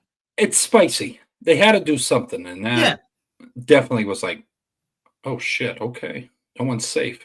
Is that what you're trying to do here? Or like, you know what I mean? Like, I don't know. It made me think. Yeah, I was thinking if you change titles, maybe you change the women's IC title or you change the tag titles. But no, the tag titles stayed with the Royal Raiders, and Lyra held on to the Intercontinental. So yeah. Alpha Academy looked good. Oh yeah, they're very good. Or American Made, you saying? American Made, yeah, they look good. Yeah. The Chad Gable segment where he goes, I don't know where he went, but he went to find the deep, dark secrets of lucha libre and trying to figure out how to beat luchadors. Somebody hands him a box. He hands him $100, $200, $300. Right. That's mildly entertaining. I enjoyed that. Yeah. What was ultra entertaining was the start of the show. Yes. And CM Punk arrived in his SUV, stormed out, teared down The Rock, teared down Cena, calling them a bunch of, what did he say? Bald frauds. Yes. Accosted Cena for selling out, saying that the last 20 years meant nothing, blah, blah, blah, blah, blah.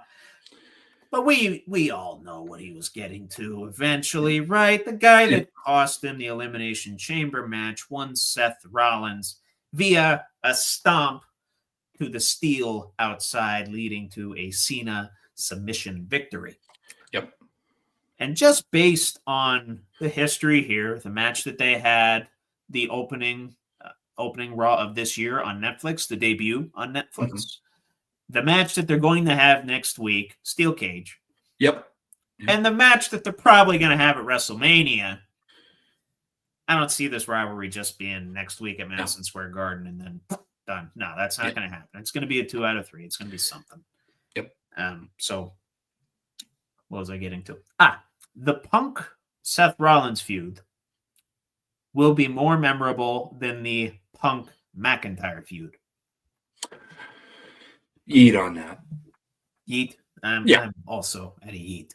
He also takes a I don't know if you caught the words, Trevor. She caught it, and I'm like, Oh shit, he did say that because we went back a little bit and then we had to hurry up and get back to. He takes a shot at Cena doing the Make-A-Wish. I don't know. Yeah. I was like, I saw that. I noticed that. Shit. Okay. You're gonna make Close a wish enough. that I never got a hold of. Yeah. I was like, fuck. No, Rollins, fan favorite, CM Punk. I loved him before he took that hiatus, and then I took my hiatus after he left. Sure. I love Many him. others. I love it. I love him. So Same here. And I was a little skeptical when he came back, Survivor Series 23. My dad, who was even more skeptical and actually kind of hates CM Punk more for his political views, but still doesn't like him very much. Even he's kind of coming around and saying, okay, he's playing ball. He's entertaining. He's very good on the mic. He's participating in the matches. He's doing very good, making a good product out of it. So Storm's End doesn't.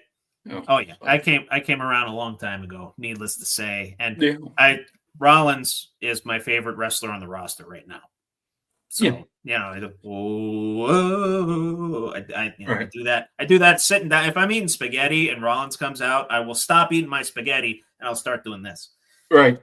That's how much I like Seth freaking Rollins on Monday Night Rollins. So two of my favorites going head to head.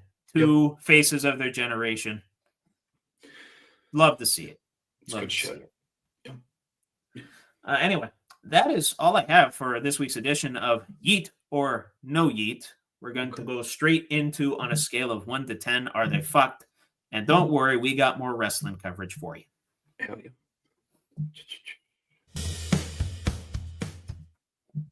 Oh, what the fuck? You got it? Yeah.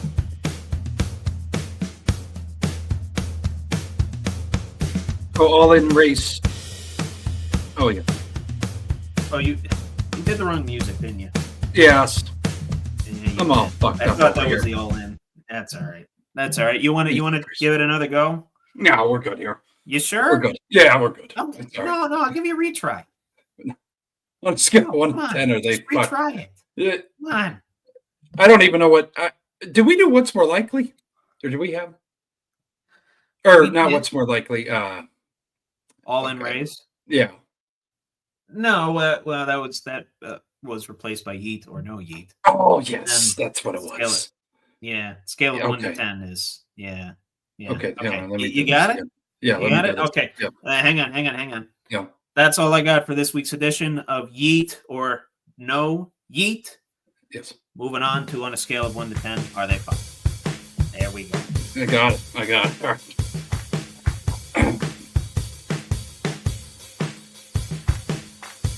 Yeah, I had a fucking brain for it there. I don't know what the fuck happened. On a scale of 1 to 10, are they fucked with Trevor Dinsmore? Been playing too much GTA, my friend. Your brain. Yeah. My fucking hands are going. Yeah. Getting all clammy. Can't feel them. Yeah. Good. Yeah. Yeah. It's all right. It's all good. Anyway, on a scale of 1 to 10, are they fucked? Canada for, again, booing the national anthem right before Elimination Chamber. 10. I'm with you. And I know you see the hot water Pat McAfee got in? Oh. I think he got food or something? There's some litigation going on there. Yeah. I'll tell you, I said to her, oh shit, it's in Toronto. And then I was like, oh fuck, they're going to play the national anthem. Yes. They did it. And I'm just Trevor. And hats off to her when I'm fired up, Steelers are playing or the Bills or whatever, and I'm getting pissed off. I'm just like the whole time, fuck you all, fuck all you motherfuckers. Like I get so pissed when people do that, even if it's American people desecrating the Star Spangled Banner. That pisses me off to no end. So, and then there's American fans there. They didn't. I think more Canadian fans, but there wasn't any disrespect to Canada. But I'm just the whole time birds to the screen as you're singing "Oh Canada." Like I'm so pissed off. Like that's not nice. It's not nice. But I'm going 10. It's an American product. I get it. You know what I mean? That's a global product now, but yeah, made in America, sure. And I think I don't know if it's Canada that's kind of leading the charge, a Canadian-based company or whatever that's coming after McAfee, or if it's USA. But he said what everybody's feeling. Oh, you want to boo our Star Spangled Banner? Okay, like whatever. Yeah, McAfee's going to say what he's going to say. Yeah, regardless of what he says, he's going to make millions and millions of dollars. Yeah. The fine or whatever litigation that comes out of that, is not even a grain of sand into what it means to, his bottom line. So, and I don't. What the hell are they upset about? Like I don't. He loves his criticizing country. Canadians. I don't know. Criticizing the fan base, I guess. It's whatever. Who gives a shit? I loved it. I was like, good for him. No national anthem should be booed like that. Can we just get that out of sports like right now? Yeah, I get it. Canada and the United States are not on the best of terms right now. I get it. Trump said, "Hey, let's make you our 51st state." No, that's not going to happen. Right. Christ sake, Trump says some stupid shit. I'll say that out right now. He said some stupid shit. That was some stupid shit. Right. But Michael Cole, he knew that was a hot mic moment. He's like, okay, Pat, we're going to move it. Like, I don't watch it. Yeah. He never does that with Pat. He never He knew that with Pat. He knew he stepped the line a little bit. And that's all right. Yeah. Whatever. I'm never going to. Yeah. Cole's been doing it for 30 years. He knows a hot mic moment. Yeah. But no, I knew it was going to happen, and it is what it is. But that was good. No, good shit. Yeah. Now, on to the main thing I know you want to talk about. Mm-hmm. One of the most, if not the most, surprising heel turn of all time. Yep. A lot of people saying bigger than Hulk Hogan joining the NWO at Bash at the Beach 96. That's what I thought. Yep. Mm-hmm. This is that of this generation. Yep. Yes. Cody says to The Rock in regards to him selling The Rock his soul, go fuck yourself. Yep. Beautiful. It was cinema. Yep. Cole was clapping. McAfee was clapping. The crowd went nuts. I went nuts. Yep. The WWE universe globally probably went nuts. Then all of a sudden, Cena brings it in for the hug. Cool. We got this WrestleMania main event. There's your main event of WrestleMania, Cole says. And then you see Cena's face. Yep. Stone. Yep. Stone cold staring at The Rock, who does the fingers across the throat. Yep. Low blow, beat down, nuclear heat on John Cena. Oh. I know this is an obvious answer, but take it to whatever number you want here. On a scale of 1 to 10, are they fucked? John Cena for turning his back on the WWE universe after 20 years of hustle, loyalty, respect, make-a-wish, being the poster boy, all that good stuff. I say 1,000. That was maybe even 1,000,000. Like, add as many zeros as you want. If you're not familiar with Trevor's talking again, even if you're not a fan, it was all over social media. Yes, the reaction videos, those poor kids, heartbreaking, heart-wrenching. Trevor, there were kids crying at the arena and at their houses on video. The little boy that crying, saying, "I hate John Cena now." The little boy, he had all the never give up wristband or sweatbands, and he had the whole get up. Yeah. And it's just like, I think if you watch the presser at the end, The Rock's like, I think Cena was tired. I'm going to be honest with you. I think he was tired of being the good guy. He's just like, fuck, I just want to switch it up at the end here. Let's fucking go bad. You know, it's hard to be the good guy all the time, not say anything controversial or whatever. Cena said that himself in the past. Yeah. So, And in regards to pressers, Oh, I was talking on the phone with my dad when Cena came up. I'm like, shit, Cena's coming up. Wait a second. I didn't have to wait a second for long because he picks up the microphone, drops it, walks out. We don't hear from him. oh shit. It was good. It was good Yeah. TV. Yeah. Oh, cinema. Oh. I was genuinely like stunned myself. Did not think in a million years that would happen. Obviously, the Cena heel turn was rumored forever, right? Right. When's he going to do it? Supposed to happen around Cena Rock 1. Didn't happen then. Should have happened maybe a few years later when he was facing Orton for the title. Maybe they switcheroo. Could have happened then. Could have happened in perhaps his United States Championship run. Yep. You know, he turns heel late in his career, puts some other folks over. Mm-hmm. But no, he does it at the very end. And I think Michael Cole said it best. I think I'm paraphrasing here. All that he's accomplished in his career, he has to stoop to this shit. Yeah, exactly. That's exactly what he said. And I know it's a story. I know it's TV, but it's like that felt more real than well, honestly, that felt about as real as you remember when Cody slapped The Rock last year at WrestleMania. It's like some sort of pre-show. Mm-hmm.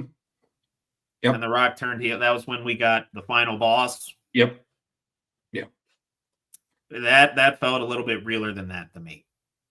I just think there's just a lot of, and you listen to The Rock talk, and I told you this too that night on PlayStation. He is such a down to earth guy. He was staying long after they answered these questions, which he's almost a fucking billionaire. He don't owe anybody shit. He's an multi-billionaire, I'm pretty sure. But just the whole storyline, like, oh, sell your soul, like the demonic part comes in a little bit, like, oh, sell your soul to the devil. Like, there's a whole, and then you watch some of these guys that are just dedicated to WWE on their podcast, and they're digging deep into this shit. And it's like, wow. Oh, yeah. I didn't think about that. You know what I mean? And then Cena making a terrible moral decision, in some eyes, it's like, shit. Yeah, he did sell his soul. It's fucked up a little bit. Yeah. Well, he did. I mean, you saw him. He was robotic. He was almost robotic. Yeah, and she's losing. He was the puppet, and The Rock was the puppet master. So it's just for people out here, I think forgets this is all scripted. This doesn't. They're actually decent. It's not real. It's not. Well, it's not real life. It's a soap opera, but yes. And they're decent people. They do some things, but that's a part of the whole journey in the script of sports entertainment. Yeah. And she's like, fuck Cena. He beat CM Punk, so she's pissed off about that. And then Cody comes out, and she loves Cody. And he fucking low blows him. And she's like, fuck you. Fuck him forever. I'm never like, it was cool to see, someone new to the game, Trevor, see a heel turn. Like, I fucking hate him even more. It was that gravity too. That's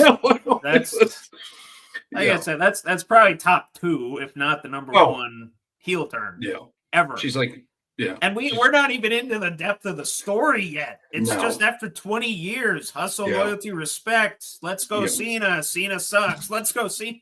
Being a tweener for how many years? And he did some heel work when he was, Thugonomics Cena. Oh yeah. But that was the last time, right? Yeah.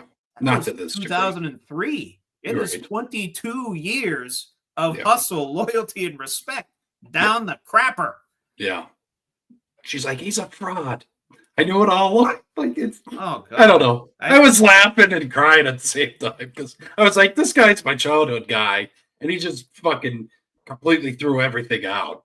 And then she's over here saying, I told you the whole time he was a fraud. It was fun. It was good. Oh, I was speechless for the better part of about 5 minutes when that whole beatdown was going on. Jaw hit the floor. Speechless. Yeah. Just I had no words. I was just sitting there like this. Like, absolute shock that I saw that. I was just sitting there like, and then Travis Scott's just fucking there too. Like that. I don't know what the hell was. He was With sage and so I don't Yeah. know. I was just trying to process him too, and then the whole good shit, Trevor. No, Got I could go on all night about it. Oh, we can talk on PlayStation. Yeah. No, it was good. It was good. But yeah. Well, weirdly, I got more. Oh, okay. I got a few more. We'll run through these fairly quick, and then we'll go to debate time. Yeah. On a scale of 1 to 10, are they fucked? HBO for dropping the ball on Hard Knocks UNC. Bill Belichick. Oh, 10. That'd be good. Yeah. Just to get his follow through. Well. Yeah. Financially couldn't reach an agreement from what I understand. Yeah. So totally understandable. Yeah. Little story out of the NHL. It caused a lot of social controversy. It was Armenian Heritage Night the other night at an LA Kings game. Mm-hmm. And the Kings sold Turkish-made scarves. Turkish-made scarves. And if you know anything about those two nationalities, little rivalry there. They don't like each other very much. No. So naturally, it gets posted on social media. The Kings get accosted, if you will. Yep. Whoever was GM, owner, one of the front office personnel came out and made a statement. Sorry, we didn't know. Our bad. Holy shit. But on a scale of 1 to 10, they fucked the LA Kings for doing that. 10. PR. You got to do better. Jesus. God, we're at all 10s. We're at all 10s this time. I even knew that, and I try to stay out of that fucking hole. This hates this, blah, blah, blah. But I even knew that. I mean, come on. Read the fucking room. Jesus. Yeah. Terrible. Yeah, apparently they weren't aware of where they were sourcing them from. It was not a good look. You just need people fucking up. Like, come on. Yeah, you need that's where your QC people come in and say, pump the brakes, let's give away something else, or let's source these from here. Let's make them in the US. You gotta read. And someone's getting paid to make those decisions, Trevor. Oh, I know. So someone fucked up royally. They're not looking at the nitty-gritty of it. So big time. Whatever. Big fuck up. Mm-hmm. I saw that. People very upset. Might lose business and fandom after that. No shit. Yeah. Yeah. And I almost forgot. I kind of glossed over this. I think it goes without saying. Circling back to one. Oh yeah.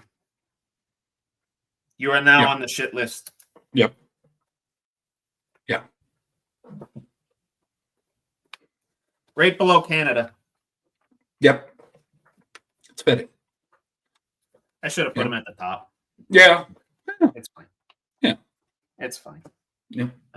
Sorry, I still even had my mind on that when we were talking about the last two. Hopefully I get my mind off of that with the person who's actually going to be on my yeet list.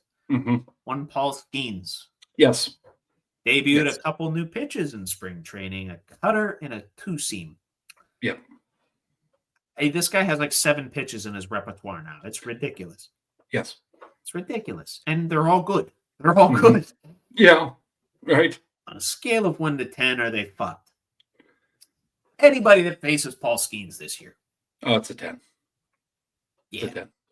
9.5, 10, somewhere around there. He is so dedicated to his craft, and he's a lethal weapon on the mound. Oh yes. Yeah. And as mentioned, Paul Skeens, you are now on the Buckle Up with the Boys yeet list. Yeah. Official. Yep. Damn it! I clicked the pen off.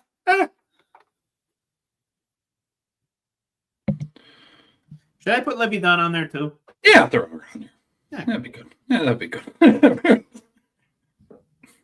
How do you spell Dunn? D-U-N-N-E? Yep. Yeah, I think that's how it is. Yep. So Paul Skeens in parentheses and Livy Dunn. Yeah. on the Buckle Up with the Boys Yeet list. And I will say, I do follow Libby Dunn on Instagram. Mm-hmm. Posts a lot of good gymnastics content on there. Hell yeah. Hell yeah. But that's all I got, my friend. For on a scale of 1 to 10, are they fucked? You can take us home with debate time. Yeah, she's getting fucking antsy over here. Apologize. Oh, Daisy. Yeah, just fucking Daisy. Anyways, okay. Yep.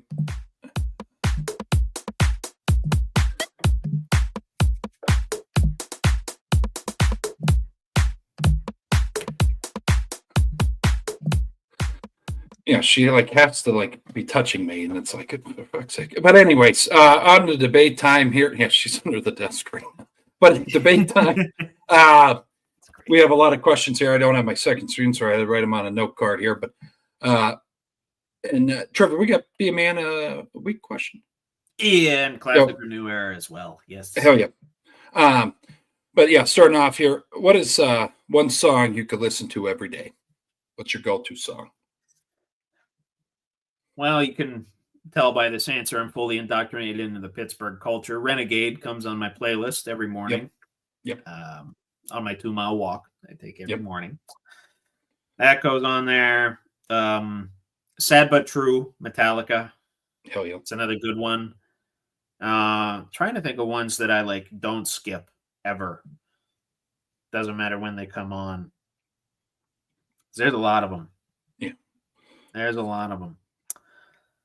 I've been in the Star Set recently. They're a modern metal band. They're pretty good. Yeah. Basically any George Strait song. Hell yeah. Yeah, no. I'll go Toby Keith, Made in America. Hell yeah. Rest in peace, Toby. Appreciate you.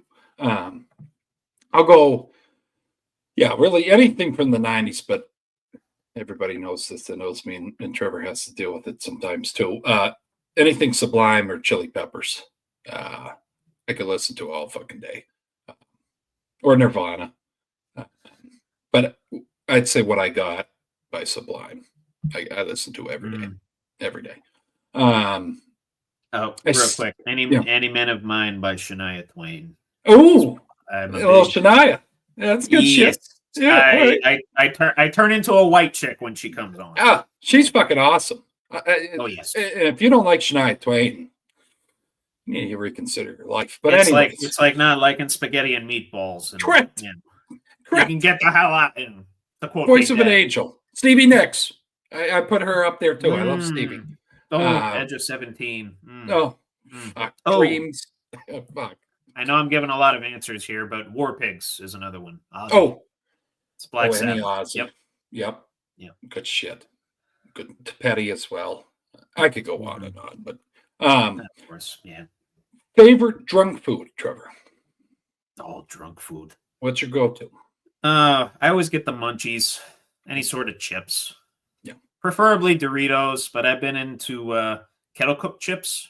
Yep. Since I moved down here, Aldi has really good kettle cooked chips, barbecue, jalapenos, sea salt, salt and vinegar. Yep. So, any chip, anything savory. Yeah, I'm gonna say if I'm home, that platter from Sheets. If I'm up here, anything greasy. I gotta have it. I don't know what the fuck it is, but or I'll pass out with it in my lap. That's the other. I ordered it, but I didn't eat it. Multiple times I've passed out with a Big Mac on my chest, and then I wake up, I got a Big Mac. I got the special sauce stain running down my shirt. I'm like, shit, I got to use more Tide. Right. Yeah, it's like in the moment, it's amazing, but it's like you got to act on it. If you don't, you just fucking pass it. Yeah. But and I know this, and the viewers out there probably know this, but all-time favorite defensive player, Steeler, non-Steeler. Well, my Steeler obviously is Troy. Right. Troy Polamalu. Outside of Troy, I like my safeties. Brian Dawkins. Yes, hard hitter. Eagle. Oh yeah. Shit. Intense motherfucker. Yes. I gotta say, Troy's up there. James Harrison, TJ as well, but I'd say James all time. Just a mean son of a bitch, Trevor. And I like the Steelers though. Outside, I'm gonna have to go. I love Champ Bailey. I really enjoyed it. That's I really did. Physical. Yeah. Heard the Steelers a couple times. Yes. And who the fuck was I thinking? I forget the other motherfucker. Yeah, Broncos. Who was he on? No. Fuck, I just had it. I did like Jared Allen on the Vikings. I thought he was a mean son of a bitch. Underrated, yes. Yes. Anybody? Who the fuck? For some reason, I was obsessed with Derek Brooks for the Bucks. Oh, Tampa Bay, yeah. I did like him. Okay. That's who I. That's why I couldn't think. I was like, fuck, I know it's Brooks, but I had to remember his first name, Derek Brooks. Yeah, Derek. Yeah. Yeah. If you'd have said Gruden, yeah. No, I enjoyed him. Warren Sapp, what have you? But last second shot for NBA. Last second shot. Who are you taking to hit the game winner for you? Ooh. Probably either Larry Bird or Michael.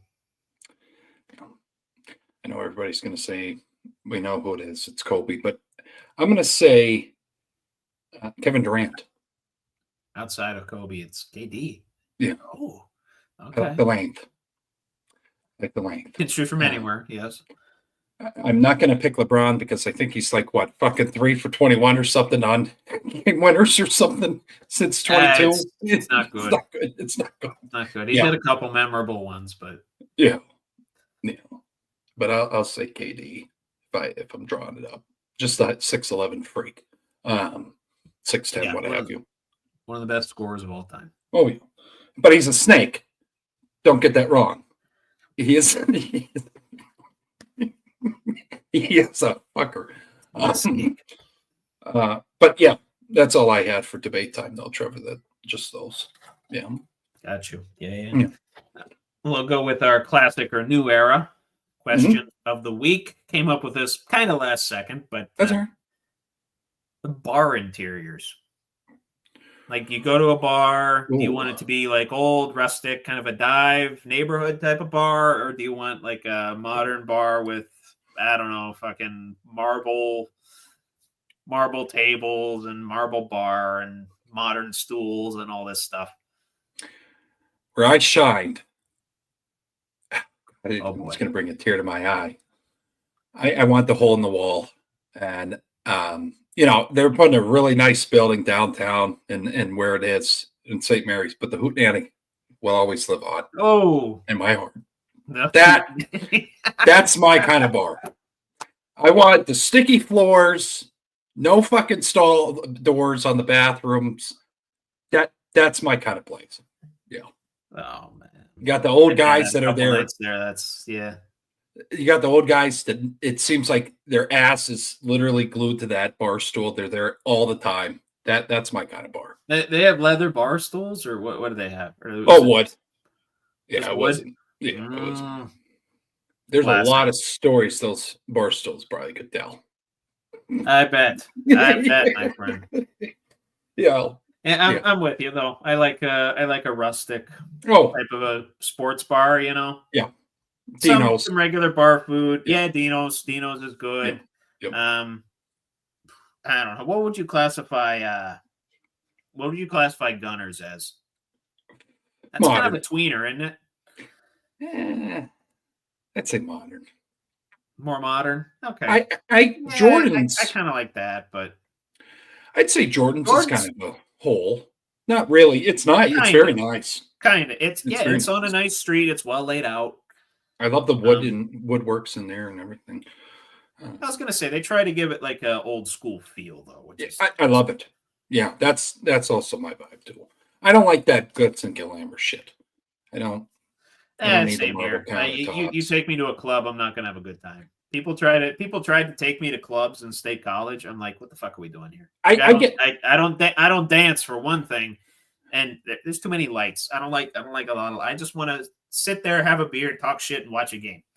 And shout out to everybody that had to deal with me up there.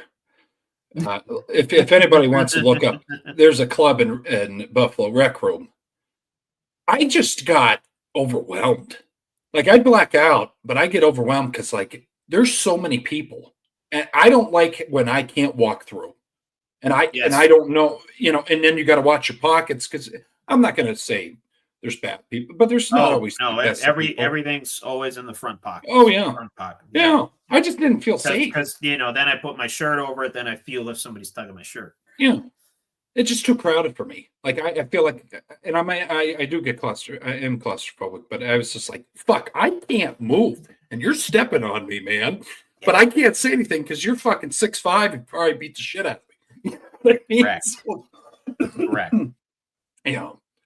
And it just seems like at clubs too, there's always someone that's looking to start shit. So I'll just take my hole in the wall bar. That's okay. The more people that are there, the more likely somebody's gonna start shit. Right. So I'm good. Yeah. I'll tell you stories. I need a pool table too. I need a play, just atmosphere. Right. Yeah, darts. Darts I'll play. Darts I'll shoot. Right. Pool. I need to hit a sweet spot with pool. Like, if I'm 2 to 4 beers in, I'm good. I'm to the point where I'm still, like, athletic enough to shoot, but I'm not, like, thinking too much. Right. If I get beyond that in a short amount of time, I start stumbling on the table. It's not a good thing. Yeah. No, I agree. But from that degenerate question to our Buckle Up with the Boys, Be a Man question of the week. Yep. This one will make you think a little bit. What balance of patience and persistence do you currently have in your life? Holy shit. Whether it's professionally, personally, in your relationships, in your hobbies, Yeah. You always ask a question. I laugh at some of these, and I don't mean to. It's just like, fuck, yeah. I really got to think about. Yeah, no, making you think too much. I get it. Yeah, no. Yeah, patience. And you can just kind of describe it qualitatively, or you can quantify it as well. I just say I think I just get a little impatient with shit that we don't need to get excited about everything. That's my issue. I get too fucking, you got to go now. You know what I mean? And I think that's always been a thing, but I think how to stop that, just take a fucking deep breath and realize tomorrow's another day. Like, it's not that big of a deal. You know what I mean? Yeah. That's my biggest struggle, I think, Trevor. And you see it every Yeah. So that's okay. No, a lot of people struggle with it, especially, nowadays it's all about instant gratification. It's not, I think that's it too. And I think I'm going to be honest with you, and I don't know, and I'll have to look into it, but I just think everything, this fucking thing is the worst goddamn thing, because you can do shit quick on there. You can do banking, you can do everything almost on this goddamn phone now and not speak to a single person. I think when, like, the Wi-Fi goes down here, I just lose my shit, and that's when your life. Yeah, yes, I gotta realize I gotta separate, and that comes with the patience too. It's like, hey, it's okay. My game's not downloading. Okay, it's all right. It all worked out. I got you. Yeah. No, I mean, it's good question. The struggle is real. There's certain things in life where I'm like a little too patient, like in developing relationships. I'm not, I'm an introvert. I, prefer to keep to myself and just kind of do my own thing. Right. But, maybe I should be out there kind of developing relationships and, I don't know, maybe finding a woman. So in that regard, I'm a little more patient, but like at work, professionally, I'm like, we got to get this done. We got to get this done. We got to get this done. Right. Like all of it right now. Like every fucking tax return on the planet needs to be done right now. Right. So, it kind of, it's not really a one size fits all type of a question. Doesn't fit under, doesn't fit in a silo. It's kind of, so yeah, personally, I'm a little too patient. Professionally, I'm a little too persistent, I'll say. Yeah. And I mean, there's a whole fucking thing that goes, social constructs and all that shit that gets involved. Nah, that's we'll have like 17 beers over that one later tonight. Yeah. You know what I mean? It's just, I just now getting older. I look back, just like, yeah, was it really that I have to lose my shit? Like, there's moments worse than what you've seen and the other people have seen. It's just like, God, why am I cursing at the fucking stoplight? Like, it's okay. Like, it's gonna be all right. You know what I mean? It's just stupid shit. You catch yourself and then you look back on it. It's like, no. Pittsburgh has made me learn to be patient in traffic because people are fucking stupid. Oh, and I'll say Buffalo, I think living in a big city, then moving here, I need to fucking realize, hey, I'm not dealing with city traffic anymore. We don't need to hit 60 down Main Street here in Olean compared to the freeway in Buffalo. Like, you know what I mean? Like, everything, it's going to be okay. Cool 35. That's all. Yeah. It doesn't take 50 minutes to get groceries like it did before. It's 20 minutes and you're back. There and back, Yeah, I don't know. Right. But that's life. You grow. So, now, good shit, Trevor. Those questions are always good. Always good shit. Yeah. Yeah. Good self-reflection. Appreciate you tagging along and thinking a little bit, Yeah. It's good stuff. Got to activate the brain for more than sports on this podcast, Yes, you do. You do. No.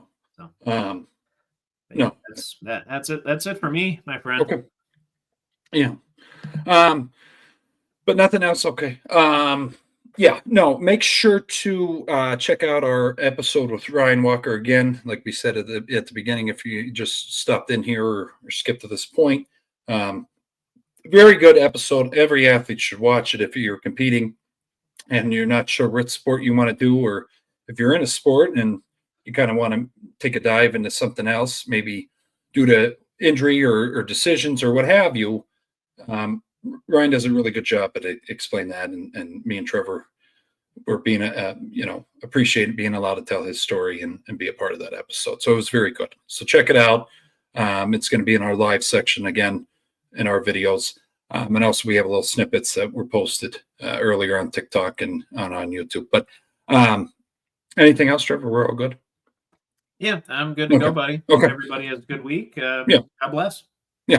Well, this was another episode of Buckle Up with the Boys with your host, TRDB, and host Trevor Dinsmore. We'll be back next Tuesday at 8 o'clock. Make sure to look out again for more content that we'll be putting out there throughout the week. But have a good day. Have a good night. Stay safe out there. God bless. And all gas, no breaks. We'll see you next Tuesday at 8. Hell yeah. Yeah, had to. Yeah.